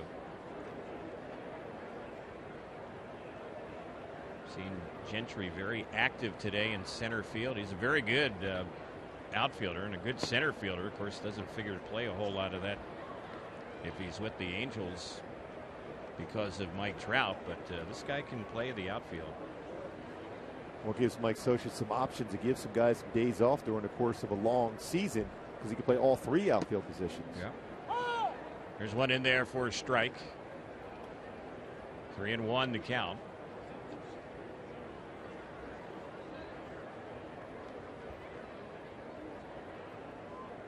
And here's the next pitch on Gentry. Lined into left field. That's going to fall in front of the left fielder Rayburn for a base hit. So Gentry, who's had a nice spring, gets his first hit of the day. Ortega will be the next batter. I see Gentry on the move right away early in the count here too with his speed. We've seen that enough over the years. His success rate stealing bases against the Angels. Very good speed. Left-handed hitting Rafael Ortega.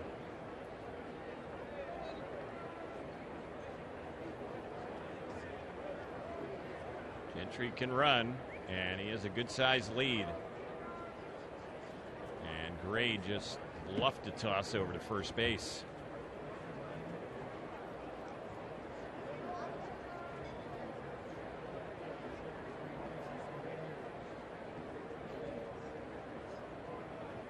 Marte waiting on deck for the Angels. There's a quick pickoff toss, and diving back to the bag goes Gentry. Angels keeping a lot of the regular position players back in Tempe today. And they'll probably play in the game against the Rockies tomorrow. The Angels will have another game tomorrow as well, but usually the regulars will be at the game at home. There's one in there for a called strike. 0-1 to count.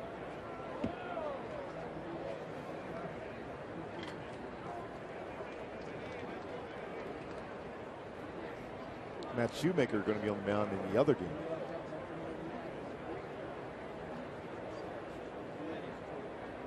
Here's the next pitch. It's hit hard but foul down the right side.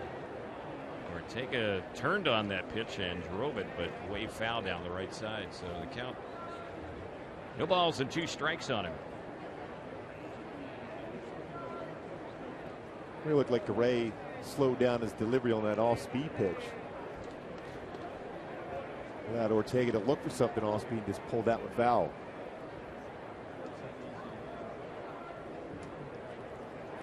Strikes here on Ortega, next delivery, and there's a little pop right to the second baseman, and an easy play for LeMahieu, and hustling back to first base is Gentry. So soft pop over to second, 2 outs. Marte will be the next batter. He's doubled in a run in his 2 times up for the Angels.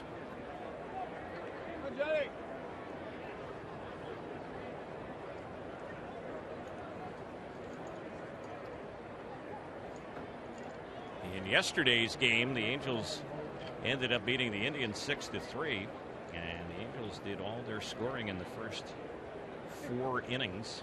Angels 4 runs so far today came in the first 3 innings. Time call. Marte, tired of waiting, backs out of the batter's box. But one thing we've been seeing from the Angels here lately is early runs, and the Angels have had a stretch now, quite a few games in a row where the Angels have scored in the first inning, and that's always something you love seeing. There's one fouled off on the left side for strike 1. A lot of games with 10 or more hits too of late. And when you can score early, it allows your pitcher, starting pitcher, to relax a little bit more so in the game as compared to looking up and seeing a 0. And we saw that a lot last year. The first 3 innings of the game, a lot of zeros those first 3 innings, and a lot more pressure on your starting pitching. Angels have had 9 games in a row now where they've scored in the first inning. And we've talked about this in the past, especially when you get into the regular season. There's a toss over to first. Roughly speaking now, the team that scores the first run in a ball game ends up winning about 70% of the time.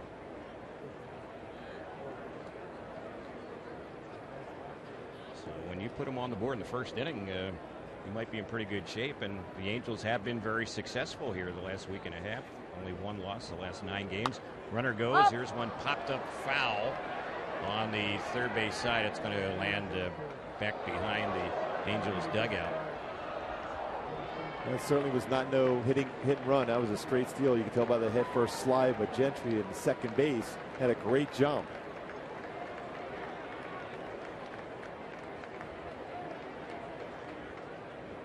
But he is quick, and he's a smart base runner also to go along with that quickness. Good lead and a very good jump. Again, it was a pitch that Marte can drive. You don't want to take that one either, especially when you're behind 0-1. Here's one lifted in the air into right center field. Chasing after it is Barnes, the center fielder, has a beat on it, makes the catch, and that will end the inning. So Angels fail to score here in the 5th. Bottom of the 5th, coming up, 4-1 Angels on the Angels Baseball Radio Network and Fox Sports West.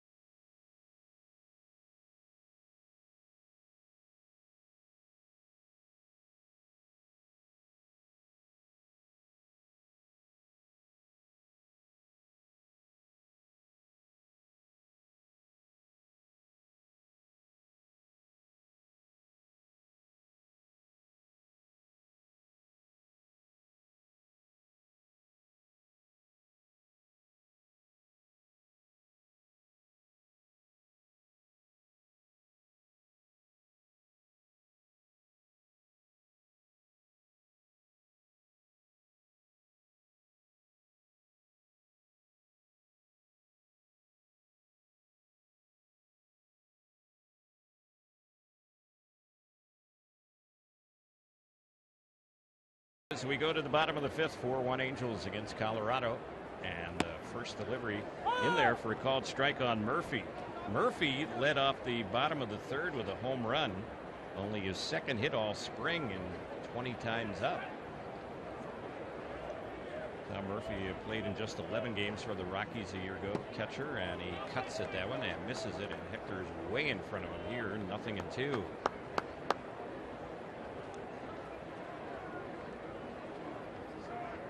Similar count last time against 0-2, and then tried to go upstairs with a fastball but missed. Location. Here's the next pitch. That's inside. He wasn't going to miss location on that up and in fastball.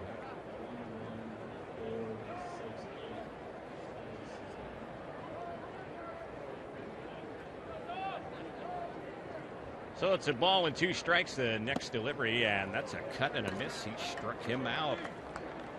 After getting another strikeout in this ball game, and so far today, that's 6 of them.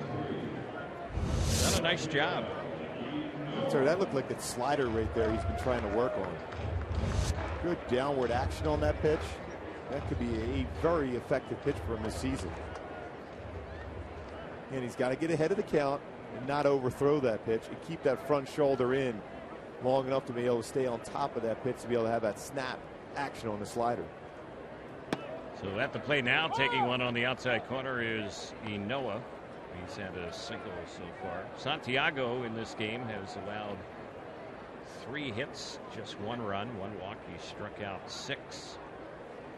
And here's Hector's next pitch. That's inside. Well, he's into the 5th inning. He's around, that pitch count where Mike Socia was talking about. He's at 72 right now.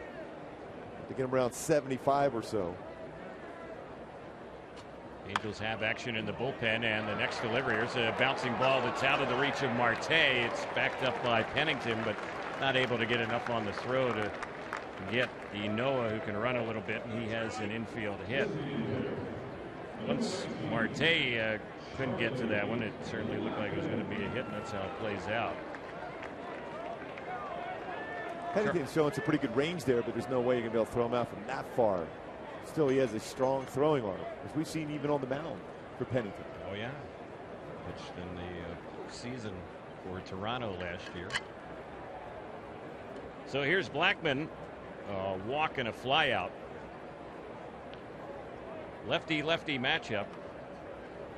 A couple left-handed hitters in this lineup today against Hector, Blackman, and Carlos Gonzalez as well. Here's the next pitch, and that's a little bit high. Fans become a Angels season seat holder to enjoy exclusive benefits and the same seats all season long at the greatest value. Visit angels.com/season seats for more info. So I'm guessing this may be Hector's last batter one way or the other. Here's the pitch, and that's a little bit high.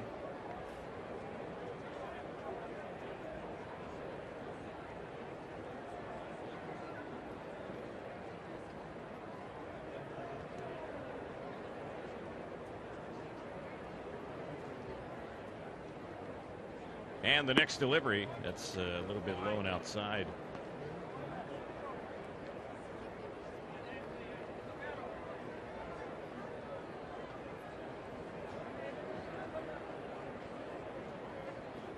So Hector's fallen behind 3-0. His next delivery, that's a called strike. 3-1 is the count.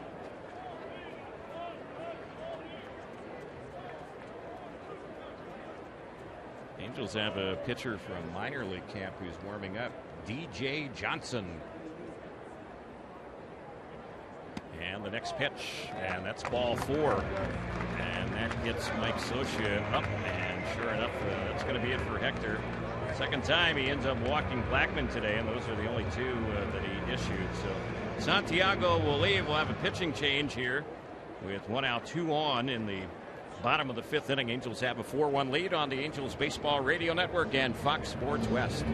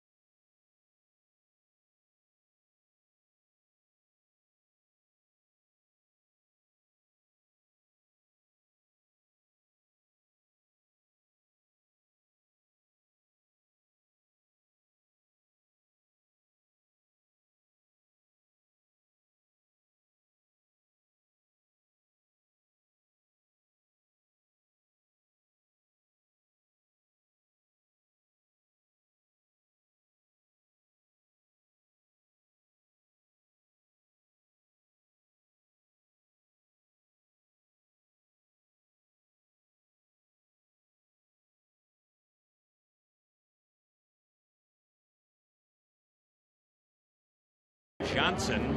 He's from Beaverton, Oregon, and this is the first time we've seen him this spring. Played college baseball at Western Oregon University, and last year between AA and A ball, pretty decent numbers. He's also pitched in independent league baseball in the past. He's a big right-hander, 6'4", 235-pounder. And he's ready to take over here for Santiago. First pitch, and that's on the outside corner for a called strike. Johnson is 26 years old. He's in the Royals organization. Angels got him from the Marlins organization during the offseason. And here's the next pitch, a cut and a miss. Goes slightly across his body, which makes it very deceptive against a right-handed batter. We've seen that so far in the first couple pitches here. Yeah, he's a big guy.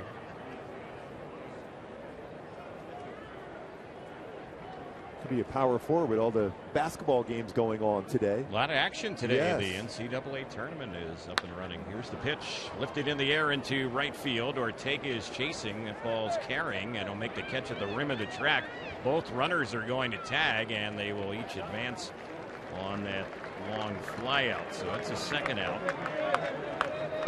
And Carlos Gonzalez will be the next batter. Fans, be a winner and play in the Gardens Casino New Omaha Progressive Jackpot. Visit thegardenscasino.com for more info, and please play responsibly.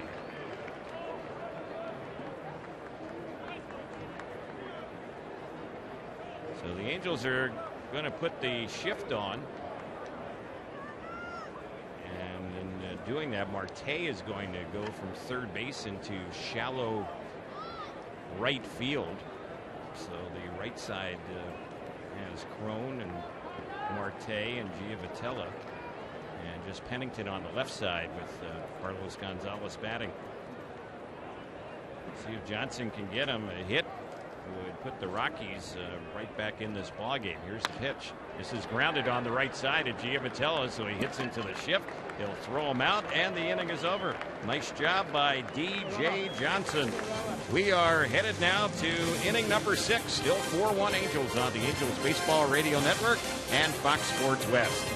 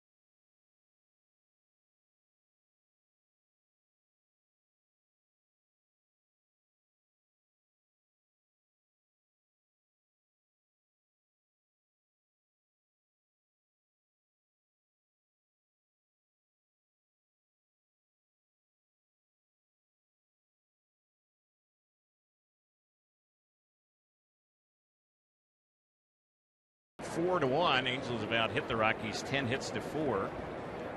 John Gray will continue. This will be his third inning, and Jet Bandy is the first batter up for the Angels. He's doubled him 2 times up.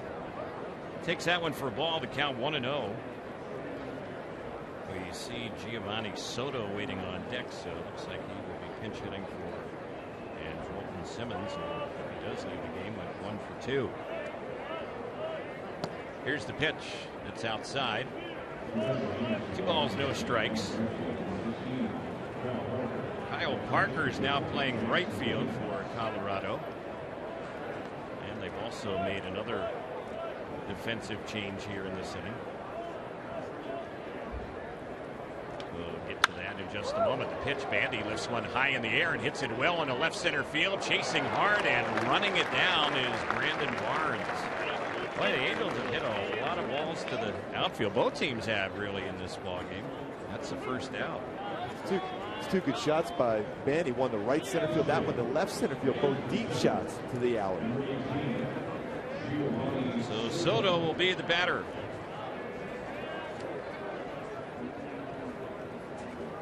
Giovanni Soto now taking over as the DH for the Angels. Here's the pitch. It's a little bit high for ball. Let's pause for stations to identify themselves on the Angels Baseball Radio Network and Fox Sports West.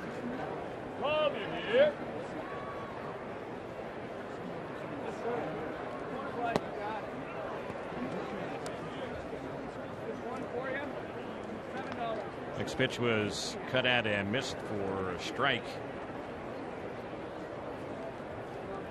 Jackson Williams is the other change for Colorado here in this inning. He's their new catcher. And the next pitch, it's hit hard but foul on the left side. We were talking a few minutes ago about basketball, the NCAA tournament getting underway on St. Patty's Day, and a big upset already in the opening round. Number 12 Yale beat number 5 Baylor. That was the first time Yale has even played a game in the NCAA tournament since 1962, and they pull a big upset today. An Ivy Leaguer. An Ivy League school. Yep.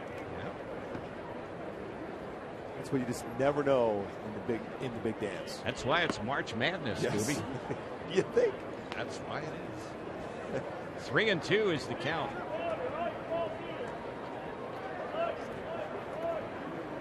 Angels up 4-1 here in the 6th inning. Gray is ready. On pause, no one on base. Here's the pitch, and that's ball 4. 1 out walk to the pinch hitter, Giovanni Soto.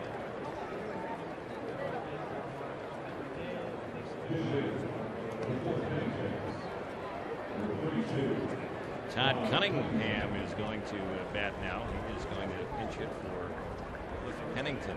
So Pennington's day is over. He went 2 for 3 with the run batted in. Even the out he made was a rocket to left field. No delays.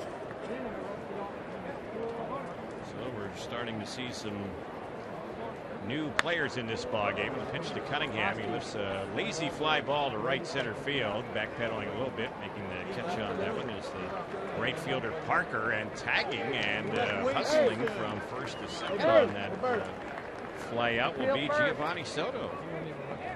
It's been impressive watching how aggressive the Angels have been running the bases. When you see an outfielder just drifting back, it means they're not going to be in a great position to throw the ball. The ball was hit high, and he's still going back on the baseball, so it's more difficult to get yourself back in the throwing position. Johnny know what he's doing. Sort of tagging up. Does he know what he knows? Short approach, slide in there, get into scoring position.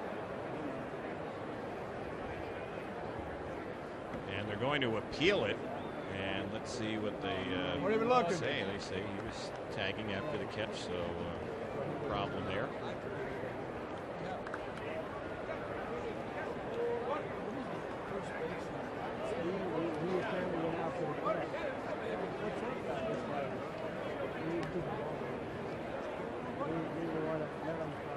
So Gray is ready. And there's a pitch that misses a little bit low for a ball. Nick Buss, it looks like, is pinch hitting. This would have been Giovatello's spot. So Johnny leaving the game. He was 2 for 3 with 2 RBIs. And there's a pitch that Buss takes, and that one is in there for a strike.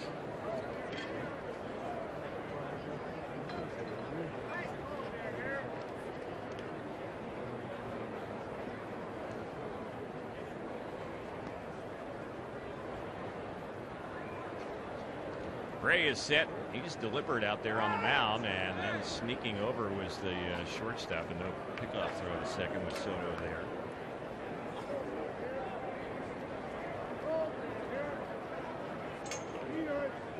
Buss moving back in the batter's box, waiting patiently on John Gray. He's set. Look at second.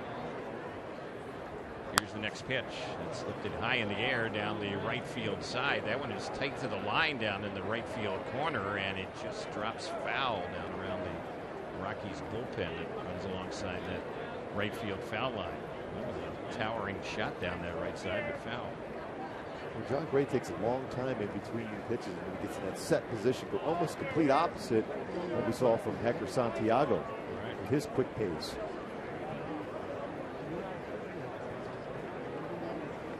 So 2 strikes to count.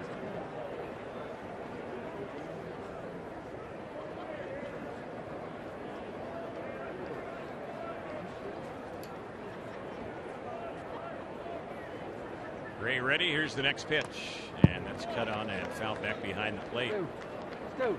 Put it on.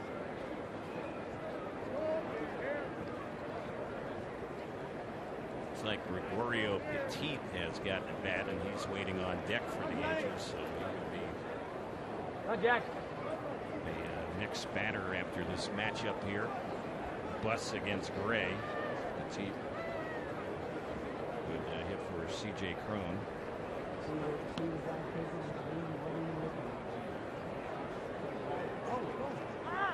Gray with a pickoff toss to second, and just getting back safely goes Soto. Pretty close play. The shortstop Story snuck in from behind. Time play. Where he looks as a shortstop, you look to see the back of the head of the pitcher, and you spin around to make that quick throw to second base. So it's a ball and 2 strikes. 2 outs in the inning. The next pitch, another one lifted down that right side, and this one is way foul. Another ball that Buss made some good, solid contact on.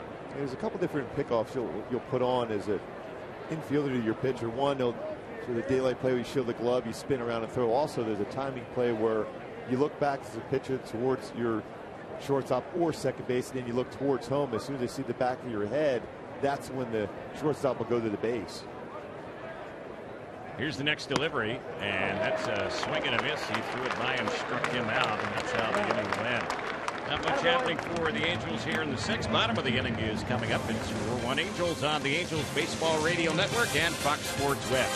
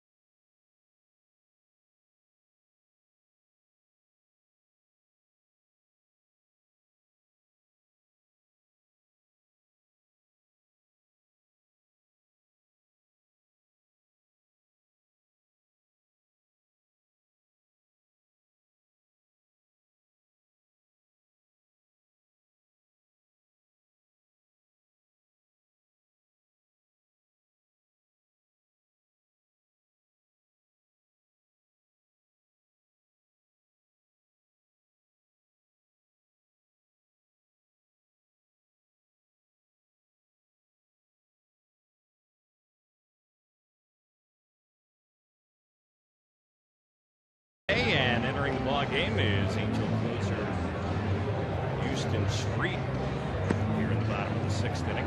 So he replaces E.J. Johnson, who came in to take over for Santiago, and Johnson did a nice job. First time we've seen him this spring with 2 batters faced and 2 batters retired. The Angels have a lot of other changes. G-Man Choi, who is in left field, now takes over at first base.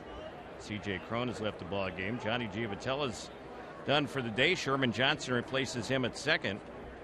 But Pennington no longer at shortstop. Gregorio Petit is playing there. Nick Buss stays in the game. He's in left field. Todd Cunningham in center. And a player up from minor league camp, Ride Rodriguez, is now in right. Here's a bouncing ball hit right to the shortstop as Reynolds chops that one to Petit. His throw to first in time. 1 gone. Ryan Rayburn will be the next batter. It's good to see Houston Street get that ground ball action right away. Petit, another nice play at shortstop. We see him make a couple good plays there yesterday in Goodyear, along with a couple home runs. And the first pitch here on Rayburn, he's taking ball 1. It's 1 ball, no strikes.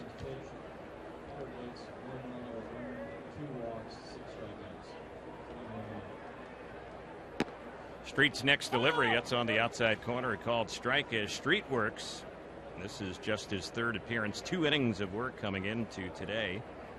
A win out of the bullpen and 2 scoreless innings for him. There's one in there again for a called strike.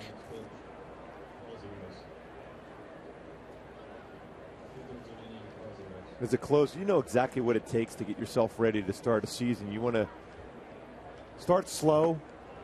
And then as the spring training progresses, you're going to ask your manager to give you a couple of opportunities to go back-to-back appearances so you're ready when the season starts. This made Rayburn look bad on that one. Looked like a slider got him, struck him out. He just kind of went reaching at a pitch that was outside. 2 quick outs here. And the batter will be LeMahieu. He's had a real good arm angle. He's thrown these pitches so far to make sure he has that good tilt on his slider and to go along with his sink on his fastball. Here's the pitch on LeMahieu. That's low and outside. Want to remind fans in attendance for the Angels opening series against the Cubs on April the 4th and 5th. Receive a wall calendar courtesy of U.S. Bank while supplies last. Every game matters, so purchase your tickets at angels.com. Here's the next delivery, and that's bounced foul over on the left side. We should be getting the official attendance today, and they have a nice crowd on hand here this afternoon.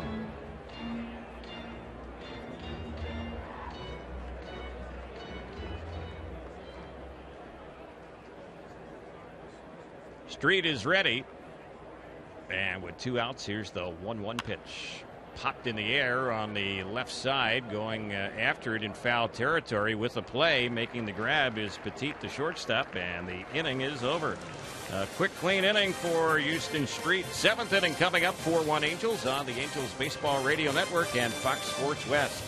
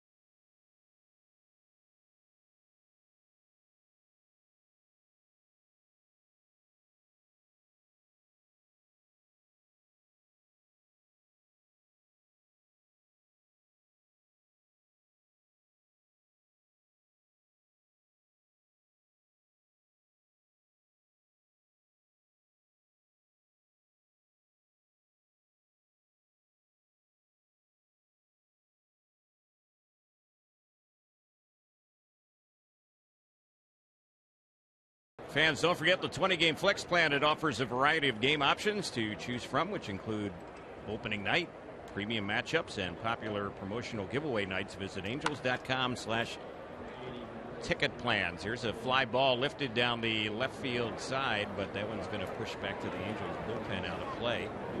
He's playing the bullpen. Yep, Angels have a lefty up in the pen, multitasking there. It looked like Jose Alvarez is making that play. Yep, warming up and catching that's foul balls. That's talent. Petit is the batter, and this is his first time up. Well, he was trying to hit another home run like he did yesterday with 2 of them.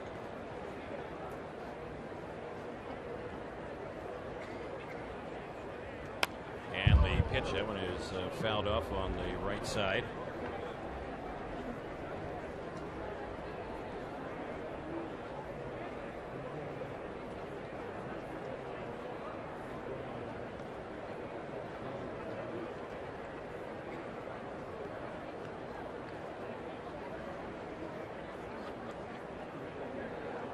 Here's the next pitch, and this one is chopped on the left side, and that one's going to skip through into left field for a hit.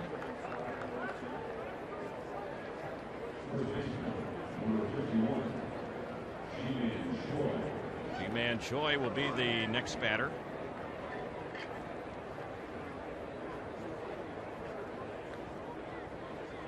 Choi so far today is 1 for 3.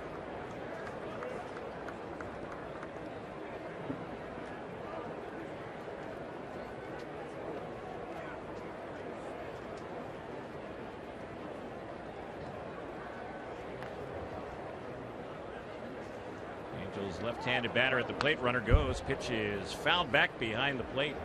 It's going to get back and out of play. Again, we're seeing the Angels being aggressive, hit and run. Some stolen bases today, tagging up on long fly ball outs to the outfield at a warning track on guys you wouldn't normally see doing so, and Soto lasted. The new first baseman for Colorado is Ben Paulson. They have a new second baseman in the game, Joey Wong.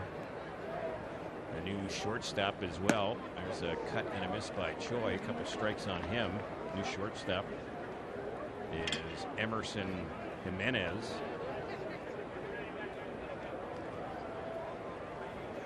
They have a new left fielder. That's Raimel Tapia.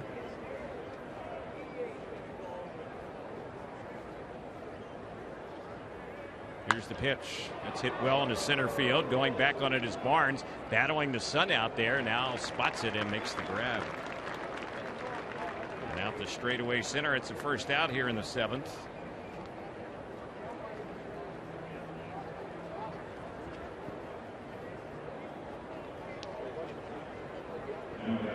Ride Rodriguez will be the batter for the Angels.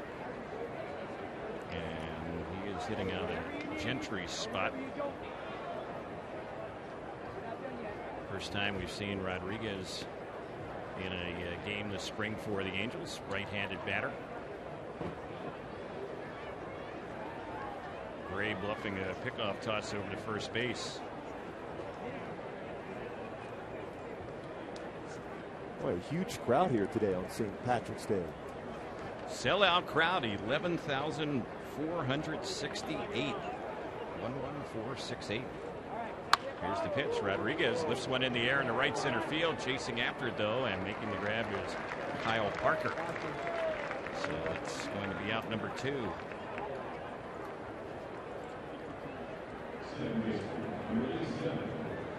Sherman Johnson will be the batter. And this is going to be his first at bat today.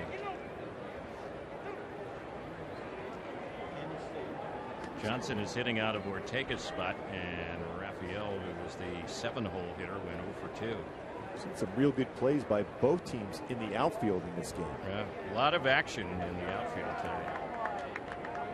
Here's the pitch. This is lifted in the air. Yet another ball hit to the outfield and right at Barnes. He'll make the catch, and that will end the inning. A ton of fly ball outs on both sides today. Not much happening after that leadoff hit by Petit. We're going to the bottom of the seventh inning stretch time.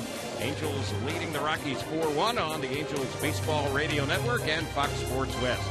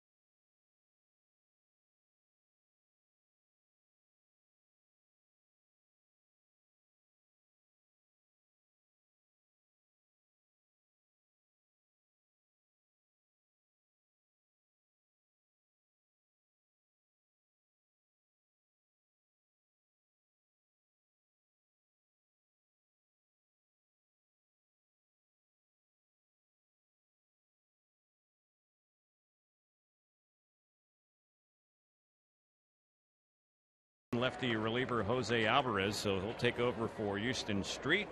Street had a clean bottom of the sixth with a strikeout, and now Alvarez gets ready to work for the fifth time this spring. 4 1/3 innings so far in the Cactus League. He's allowed 7 hits and 3 earned runs.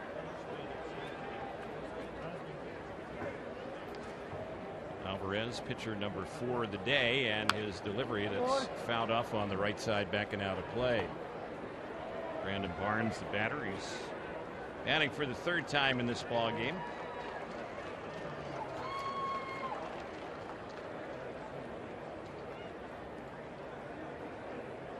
A lot of fans wearing their green here today, St. Patrick's Day. Tons of them.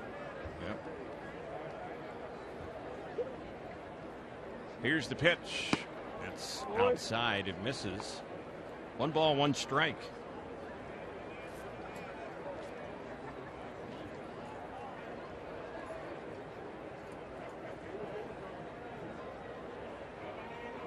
Alvarez okays the sign, and here's his next delivery. Chopped foul over near the Angels coaching staff.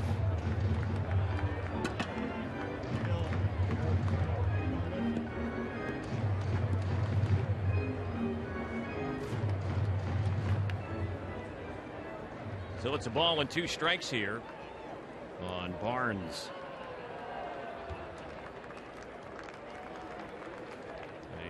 Jackson Williams waiting on deck. He's their catcher in this game now. And here's a ball chopped towards second. It's stopped by Sherman Johnson, and he will throw out Barnes for the out. 1 away. Jackson hitting for the first time today. Jackson Williams. Johnson did a nice job of getting around that baseball to get himself a good throwing position on that ground ball by Barnes to be able to throw him out rather easily. 4-1 Angels here in the bottom of the 7th. The score update is brought to you by Experian. Get serious about your credit by visiting Experian.com.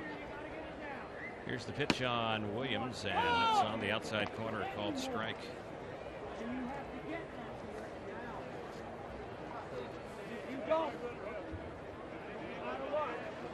Williams has yet to have a hit this spring, 0 for 8. And here's the pitch. He cuts it that one and misses it. Bullpen work has been good so far for the Angels. Santiago did a nice job, 6 strikeouts, allowing just 1 run in 4 1/3 innings.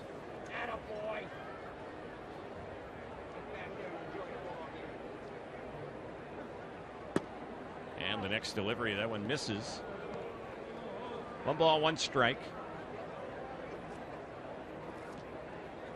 So teams getting in a lot of their reserve players now in this ball game. We're in the bottom of the 7th. Here's the next delivery. Cut and a miss, struck him out. So far so good for Alvarez. 2 quick outs. A sequence of pitches for Alvarez. Get that swing and miss. Comes back in with the fastball. The pitch before fastball just missed. And then as a hitter, you know it was that close. You're going to have to try to protect. That was about a half a baseball off the inside corner, but had to chase it, unable to make contact. Adames is the batter. Christian Adames. He came in to play third base last inning when they changed up their entire infield. And they pitch on him. He's taking ball 1. It's 1 ball, no strikes. Adames bats from the right side. He's a switch hitter. He was in 26 games for the Rockies a year ago. He hit .245. And he's a player that they're going to have to make a call on. One of the players on their roster right now is out of options. 2-0 is the count on Adames. Very good defensive player. He's really a shortstop, but today they have him at third, and the pitch lifted in the air into right center field. Backpedaling is Rodriguez, still going back, still going back. He ends up diving and catching that one just before the rim of the track. He lost his balance there and makes the grab. The inning is over. Young player Rodriguez. It looks good, though, on TV. It's an out on the scorecard as well. We are headed to the 8th. Angels have a 4-1 lead on the Angels Baseball Radio Network and Fox Sports West.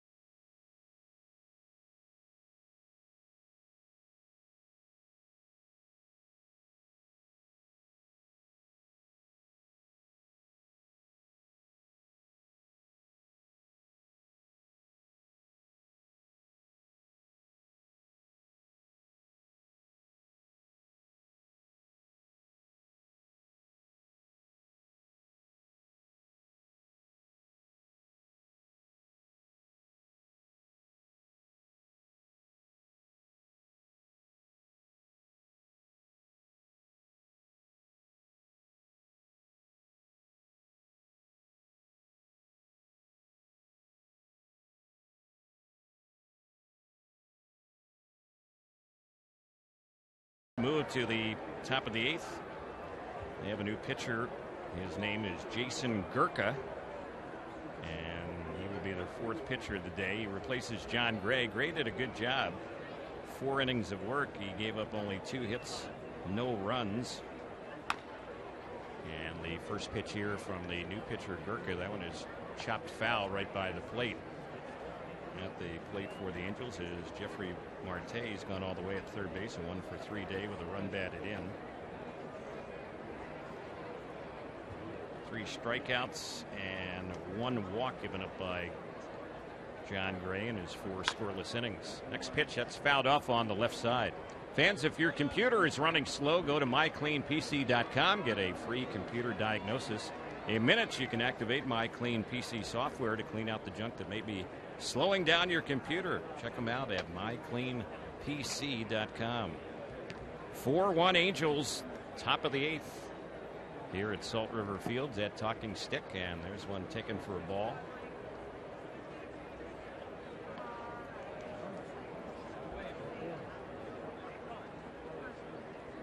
We have not seen any scoring in this game since the 3rd inning. Very similar to yesterday's ball game when the Angels ended up posting the victory against the Indians. A lot of early runs, and then things kind of quieted down as more and more reserve players entered the game. There's been some good baseballs hit, but some tracked down by some solid athletic outfield play by both sides.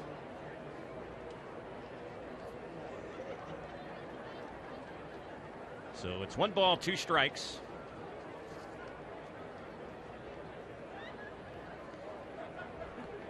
Gurka is ready, and he is a lefty. Here's his next pitch. That's low and inside. Gurka has appeared in 4 games before today, 4 scoreless innings with 10 strikeouts in 4 innings.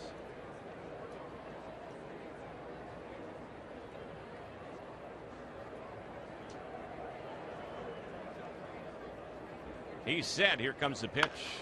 Chopped foul once again over on the left side. So we'll do it again with the count holding at 2 balls, 2 strikes.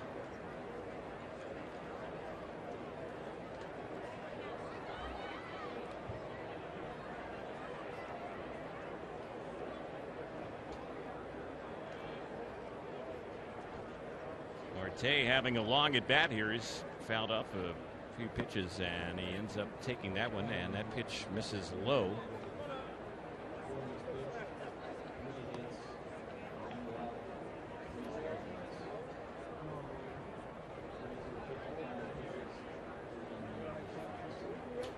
So it's a 2-2 count here on Marte. Jet Bandy, who's on all the way for the Angels, the catcher today, waiting on deck. And here's the next pitch, and another one fouled off right near the plate.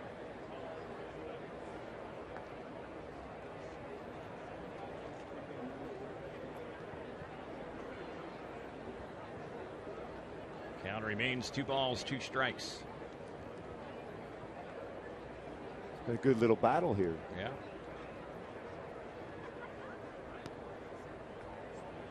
Marte has been hanging tough with 2 strikes. Next pitch, he thought about going after that one. A delayed call by the home plate umpire. Roberto Ortiz rings him up, struck him out looking. Fooled him there off speed. And now Bandy will be the next batter. Yeah, a number of the pitches on the inner half of the plate, he went backdoor breaking ball there and froze him.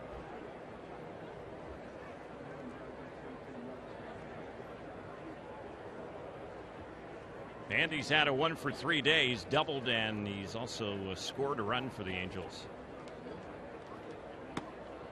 Takes that one way low and outside for ball 1.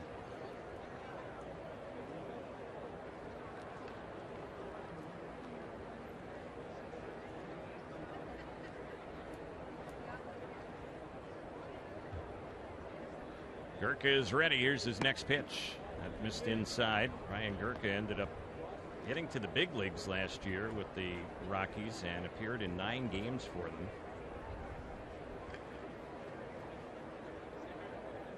Last year was his 8th pro season, and spent some time in AA and AAA. Got the big league call. There's one that's fouled back behind the plate. Made his major league debut late August against the Pittsburgh Pirates. He's from Houston, Texas, the reliever for Colorado.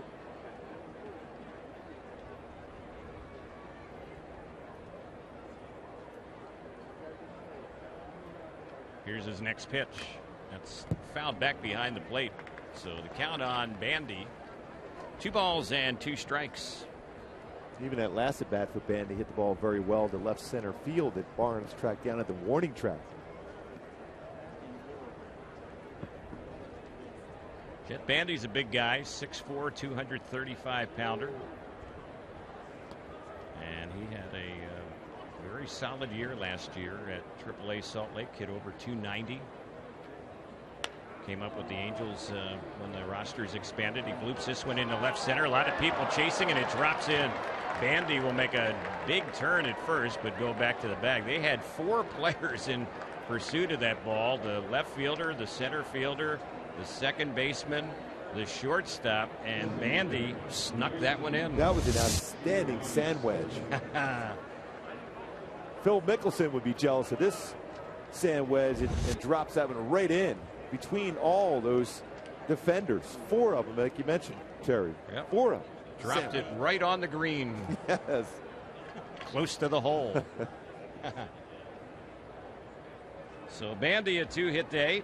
Top of the batting order now. Soto getting ready for his second at bat, and he takes that one outside. We'll check out the Ram Out of Town scoreboard. Check out the Cactus League in just a moment.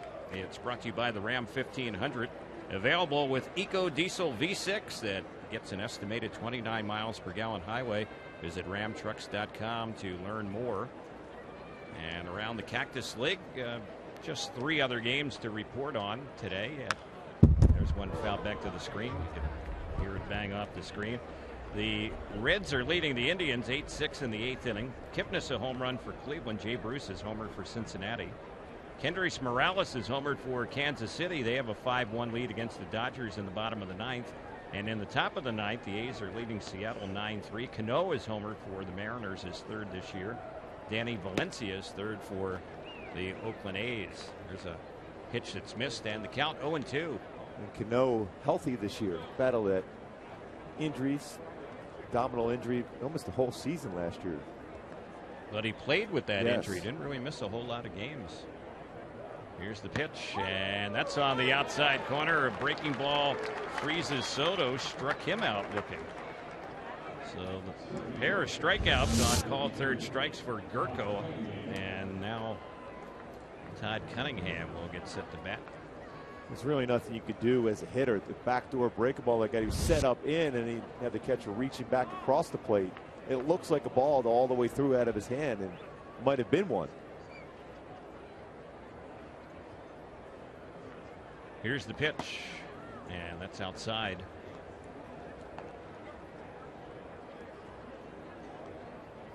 See what the Angels do pitching wise when we get to the bottom of the 8th inning. We've seen Santiago, Johnson, Street, and Alvarez so far.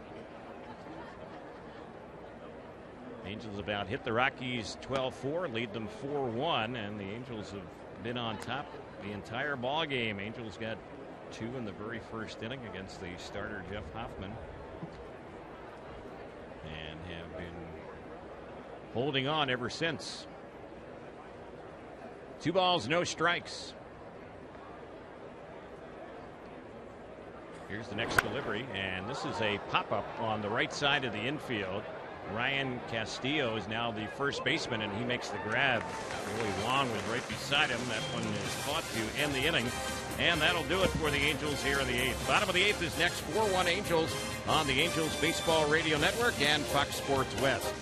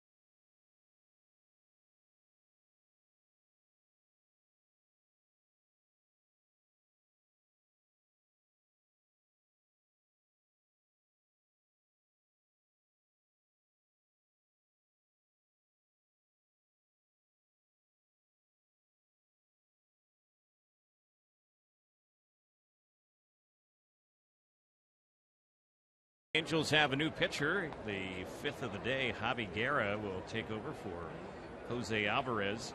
Alvarez worked an inning, did not allow any hits or runs, didn't walk any, struck out one, a clean bottom of the 7th. So Guerra hoping to replicate that here as we go to the bottom of the 8th. And this appearance for Javi Guerra is 6th this spring, and he's been very good. He's allowed 5 hits in 5 innings, but no runs, a couple walks, 3 strikeouts. Bottom of the 8th brought to you by our friends at Rotolo Chevrolet in Fontana. Rotolo Chevrolet, pursuing excellence every day. Visit them at rotolo.com. That's rotolo.com.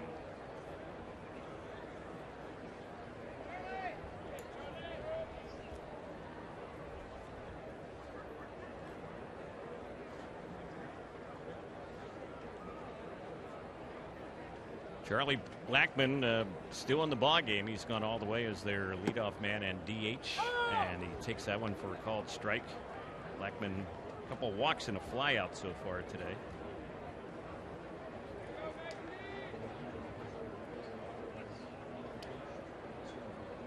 Angels lead it 4-1, bottom of the 8th, and the next pitch, that's low.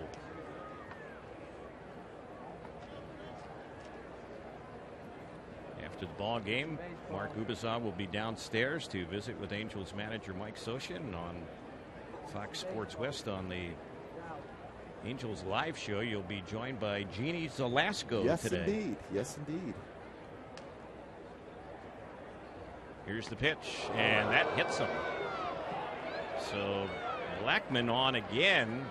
Although he hasn't had any hits today, this is the 3rd time he's reached base safely, so he's done his job as a leadoff man. This time hit by the pitch. Almost impossible to get out of the way of that one. That fastball right at him. Right on the belt.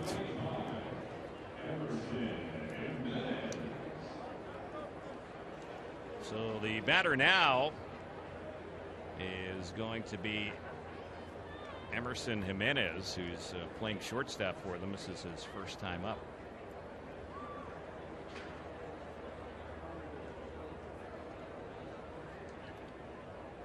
He swings from the left side, and here's the pitch. Takes that one inside for ball 1. Guerra right over the top with his fastball. If he cuts across his body at all, you're going to see that cut action in on a left-handed batter. That was inside. You see Blackmon had pitched before. There's a toss over to first, and back to the bag is Blackmon. He can run 43 stolen bases last year. He's been picked off today. Almost looks as if he wants to try to run here. Yeah. Choi holding the bag at first, but Blackmon has a good sized lead, and he draws another throw, and he dives back to the bag safely. And usually at this point of the game, when you're down 4-1, you wouldn't think so, but you're still in that spring training mode where you're trying to get and read pitches and get good jumps, so you might be more apt to try to steal a base. And there's a pitch that misses. 2 balls and no strikes.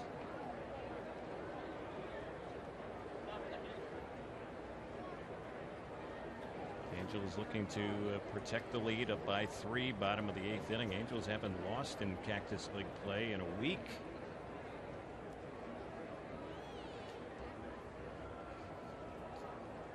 Here's the pitch. That's low and inside. So it's 3-0. So Guerra is struggling with his command. He's hit a batter and now has yet to throw a strike here to Jimenez. Kyle Parker is waiting on deck, a right-handed batter. He's hit the bat today, and that pitch is in there for a strike. Yeah, it's looking to throw a fastball on the outer half of the plate, keep it down, see if you can get a ground ball and an infielder. Get 2 outs with that 1 pitch. Guerra ready. Here's the next delivery, and he walked him. So he has yet to get into a rhythm here. A hit batter and now a walk. And that will bring the tying run to the plate.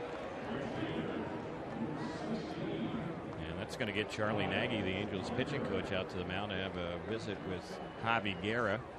Fans, Experian, let's get serious about your credit. Go to Experian.com today.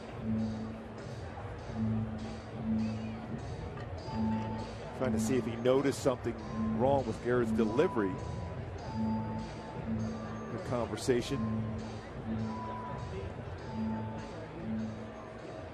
So the meeting wraps up. Here's Parker getting ready to bat. He's had 20 at-bats this spring for the Rockies with 5 hits. Right-hander against right-hander. Here's the pitch, and that's a little bit low and outside. It misses for ball 1.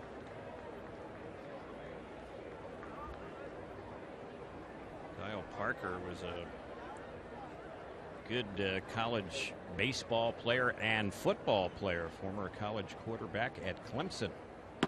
And there's a strike on the outside corner. First round pick of the Rockies back in 2010. He hit just 179 with Colorado last year, was in 46 games for them. And he is a guy who will strike out. He had almost twice as many strikeouts as hits with the Rockies last year, and he cuts and misses that one. So 2 strikes on him right now. He's got a pretty long swing. That means pitchers, when they see that, they'll try to throw a fastball in to see if he can get that baseball by, especially with that long swing, unable to get those pitches on the inner half of the plate. Counts 1-2. Guerra ready. Next pitch. He got him swung on and missed. He struck him out. Well, he stayed inside again. Back-to-back pitches inside. Again, when you have a longer swing, as you see that as a pitcher, very difficult to get the barrel of the bat on the baseball. It's going to be the handle of the bat if you get any contact at all. Stride the foot down, but unable to make contact as that fastball ran inside. So this is Tapia getting ready to bat. He's now playing in center field for them. Raimel Tapia swings from the left side. His first at bat of the ball game. He takes that one for a strike.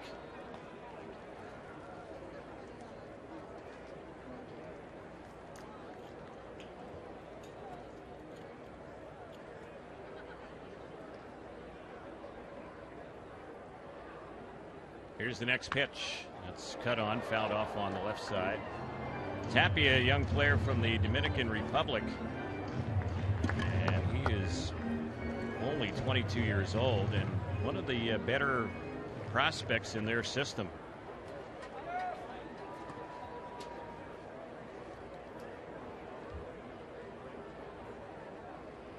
Played in the Cal League last year, hit over 300. And the next delivery takes a big cut at that one and fouls it back behind the plate. Tapia, they list him at 6'2", 160 pounds. So he is very lean. Has long legs. Figure he has a chance to fill out there eventually too as he gets older. Yeah.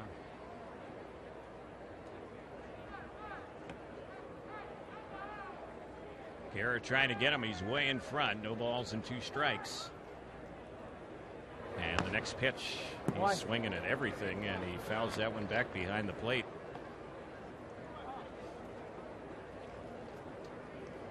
When you're on the mound, you see a guy swinging at all these pitches. You have to have trust in your catcher. To maybe now you could try to even bounce one up there to see if he'll hack at that pitch. Tapia has gone 9 for 25. He's had some success this spring, and he swings at another one. You watch him. This is the first time we've seen him, and you kind of think he's going to swing at every single pitch he sees. Yeah, no doubt. Like you mentioned, he's made some pretty good contact so far this spring. Yeah, he's very aggressive at the plate.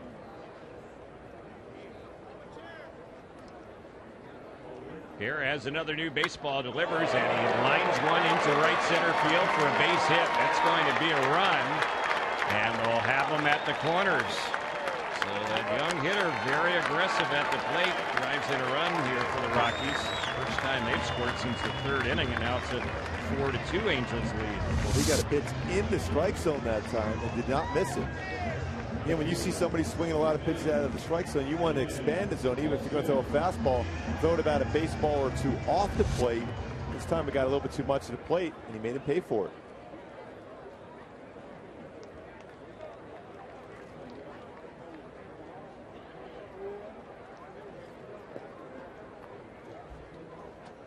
So Ben Paulson will be the batter, left-handed hitter. This is his first time up. Paulson is now playing in left field in this ball game. They have the tying run on at first. Here's the pitch. It's cut on, fouled off on the left side. It's backing out of play. Paulson, 116 games for the Rockies last year. 277 batting average. Had 11 home runs.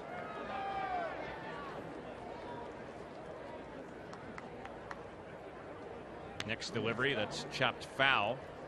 So Guerra has jumped in front of him. No balls and 2 strikes. Guerra has hurt himself in this inning. He hit the first batter he faced. He walked the next batter, and then 2 batters later, Tapia got the RBI single. It's been their only hit, but they've scored a run. They're threatening to get more. Here's Guerra's next pitch, and fooled on that one was Paulson. He missed that one, and that'll be a strikeout on him. On that play, we have first base occupied, batter out, but the runner can advance, and he did as Tapia moved up to second on the strikeout. So 2 outs, runners at second and third.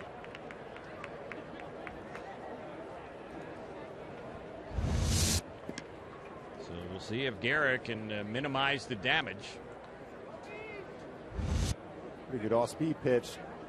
And he did as good a job as he can when the ball's that far in front of the plate. Keeps it in front of him, but they get that big punch out. So the batter is Joey Wong. And this is his first at bat. He swings from the left side. He came in to take over at second base. Here's the pitch, and he cuts it. That one took a big swing and misses that one for strike 1. Wong has been up just 4 times this spring, still looking for his first hit. Young player up from their minor league camp.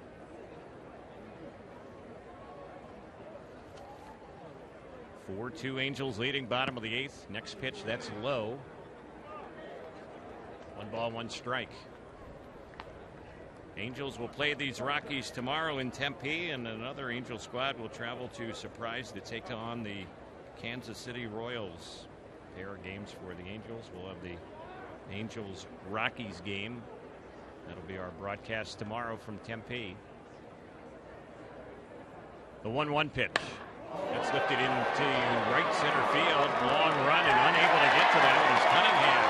This is going to tie up the ball game right here. Wong getting his first hit of the spring is going for 3. The throw is way wide, and he has a 2-run triple with 2 outs to tie up the game at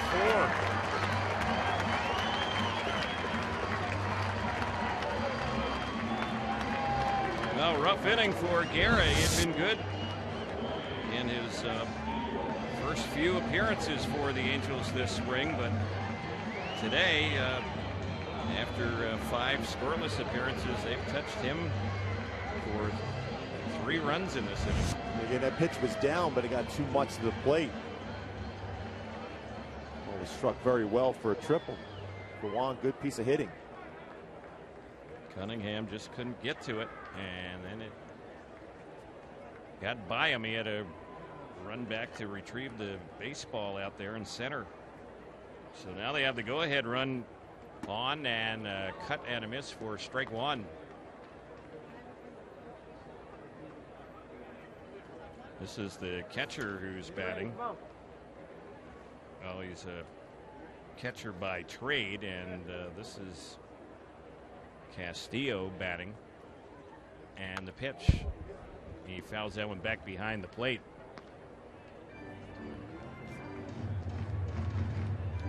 Guerra started off a little bit wild. Now he's missing in the strike zone a couple times when he's been ahead of the count where he could finish off some hitters.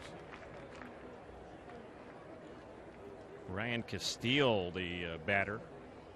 playing first base for them, and that pitch a little bit inside. 1-2 the count.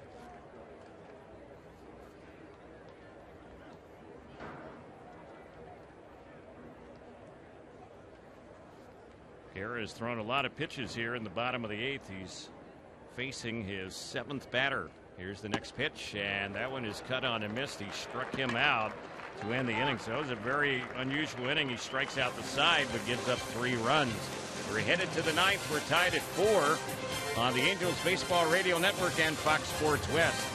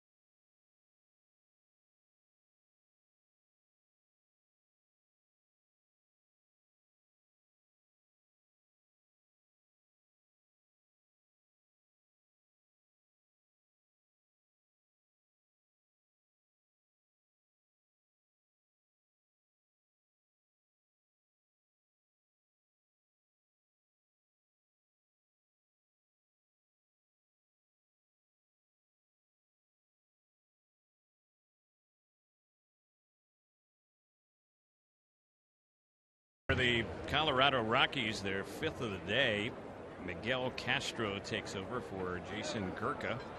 Gurka worked an inning, gave up a hit, no runs.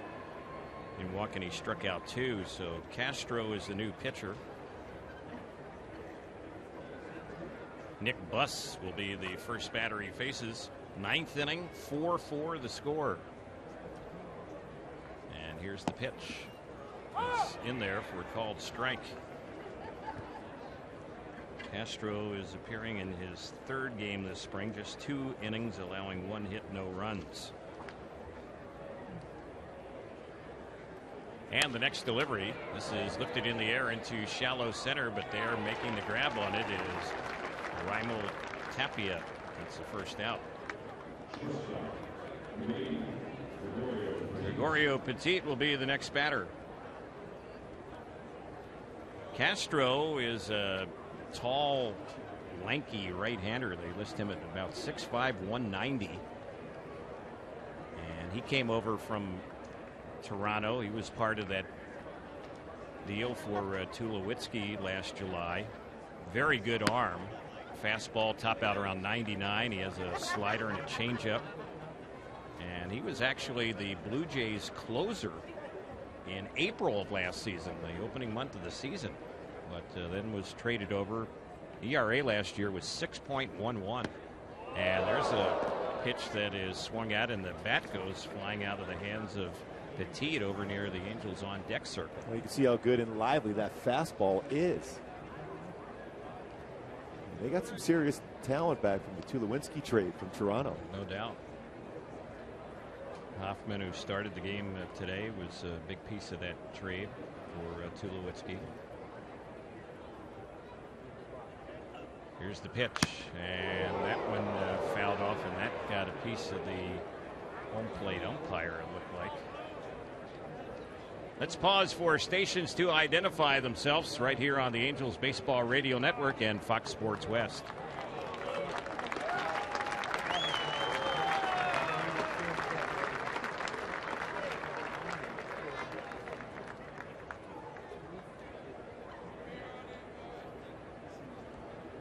The home plate umpire shaken up on that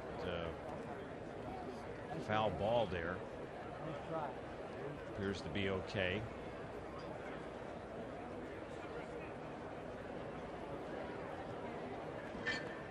Counts 1 ball, 2 strikes here on Gregorio Petit. He takes that one high. Petit had a big ball game yesterday, a couple of home runs. That first one was a mammoth home run. In Goodyear yesterday.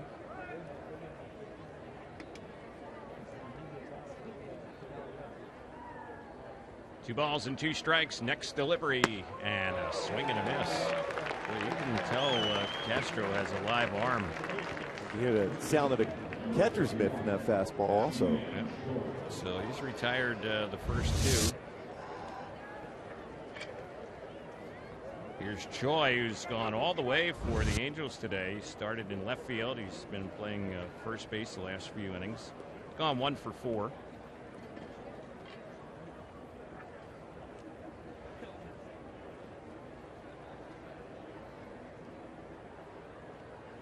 Castro is set, and the pitch. It's a little bit outside. Pretty good indication where the Rockies are going as far as their arms now. A lot of young arms, power arms. Saw 3 of them so far in this game. Young pitchers, fastballs 95 to 99 range. Here's the next pitch, and that one pitch and misses.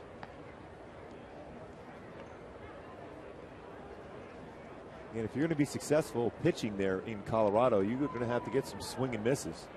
With Hoffman and Gray and throwing as hard as they threw earlier today, they have a shot. And the next delivery is lifted in the air into left field, charging in and making a lunging catch on that one is the left fielder Ben Paulson to end the inning. Angels go down 1-2-3 here in the top of the 9th. Bottom of the 9th is next. It's a 4-4 ball game on the Angels Baseball Radio Network and Fox Sports West.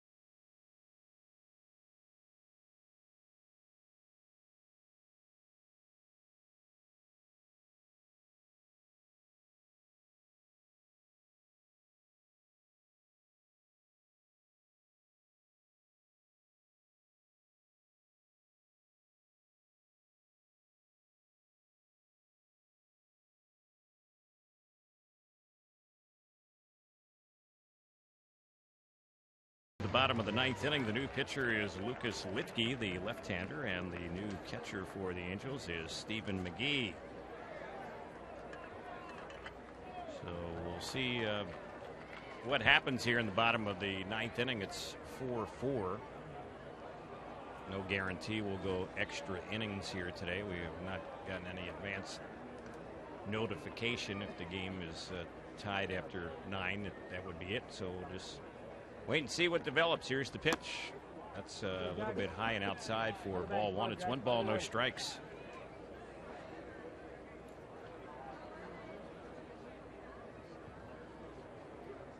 Litke is replacing Javi Guerra. Guerra had a rough go today. Gave up 3 runs in 1 inning.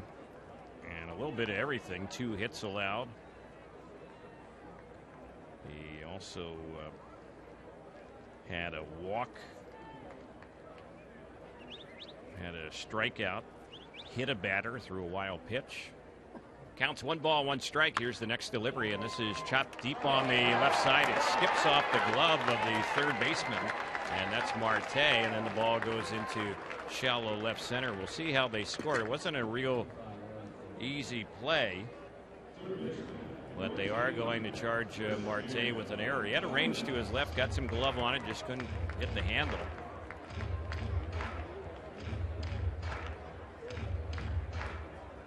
So the Angels' second error of the day, and that puts the winning run on over at first base.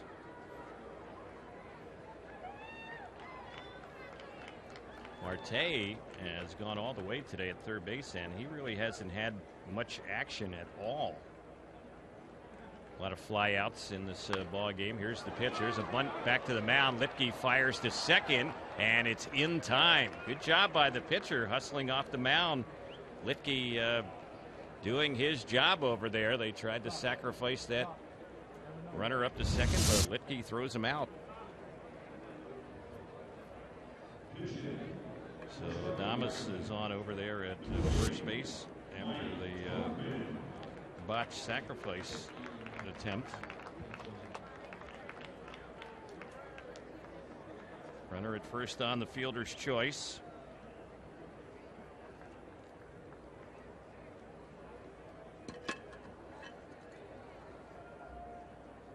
And here's the pitch, and that's in there for a called strike.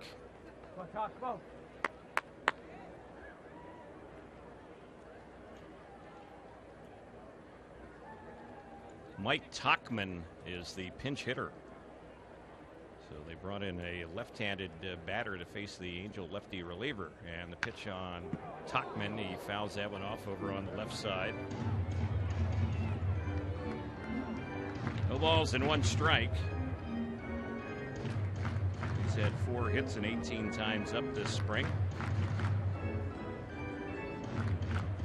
And he's hitting out of the leadoff spot that was occupied by Charlie Blackmon.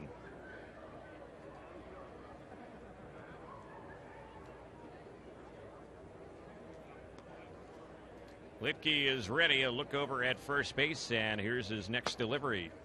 A little bit low and outside. As Litke works for the Angels, this is his 6th appearance. All in relief. He has a save. Worked 5 innings, allowing 5 hits and 3 earned runs. 4-4. The Angels and the Rockies here in the bottom of the 9th. There's a ground ball. It's hit to short. Flipped to second for 1. Relay to first late. Angels almost turned 2. Both plays were close. The one at first that could have ended the inning, but getting the lead runner, that was a close play. Very close at second base to get Adames. So a fielder's choice. 2 gone. Runner at first. And the batter now will be Jimenez. He's been up once with a walk.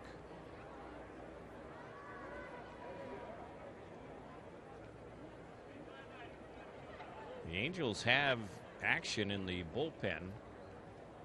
The Rockies bullpen is quiet. So we'll see if we go beyond 9 innings, as that one is fouled off.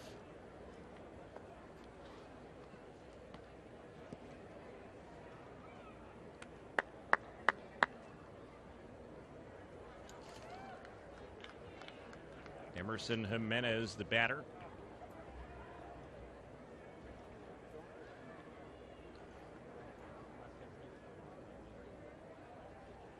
Litke set, next pitch.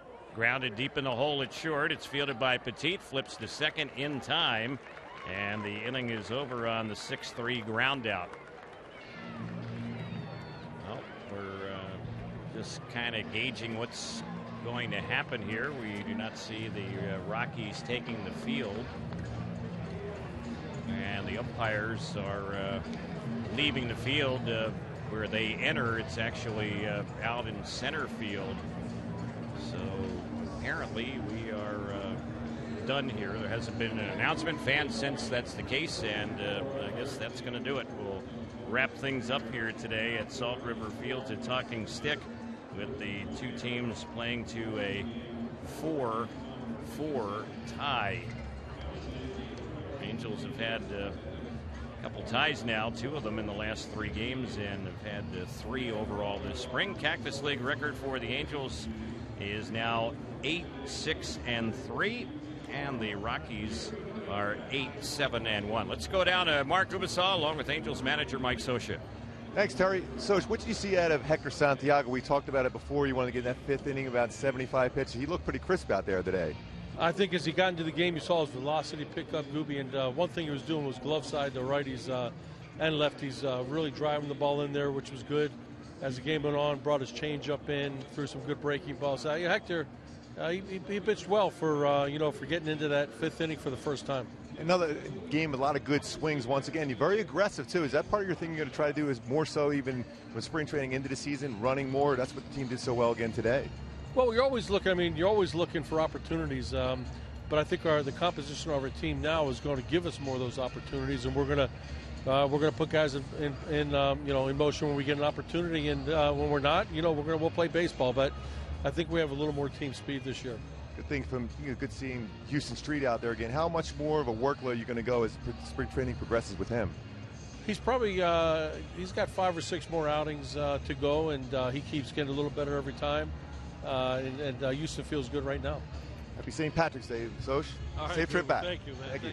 All right, Terry, back to you, my man. Happy St. Patrick's Day to you too, Joe. Right back at you. The Angels and the Rockies play to a 4-4 tie. For those of you watching on TV, Mark along with Jeannie Zelasco will have a lot more post-game analysis. It's coming up on Angels Live. On the radio side, we'll have more from Salt River Fields at Talking Stick as well. This is the Angels Baseball Radio Network and Fox Sports West.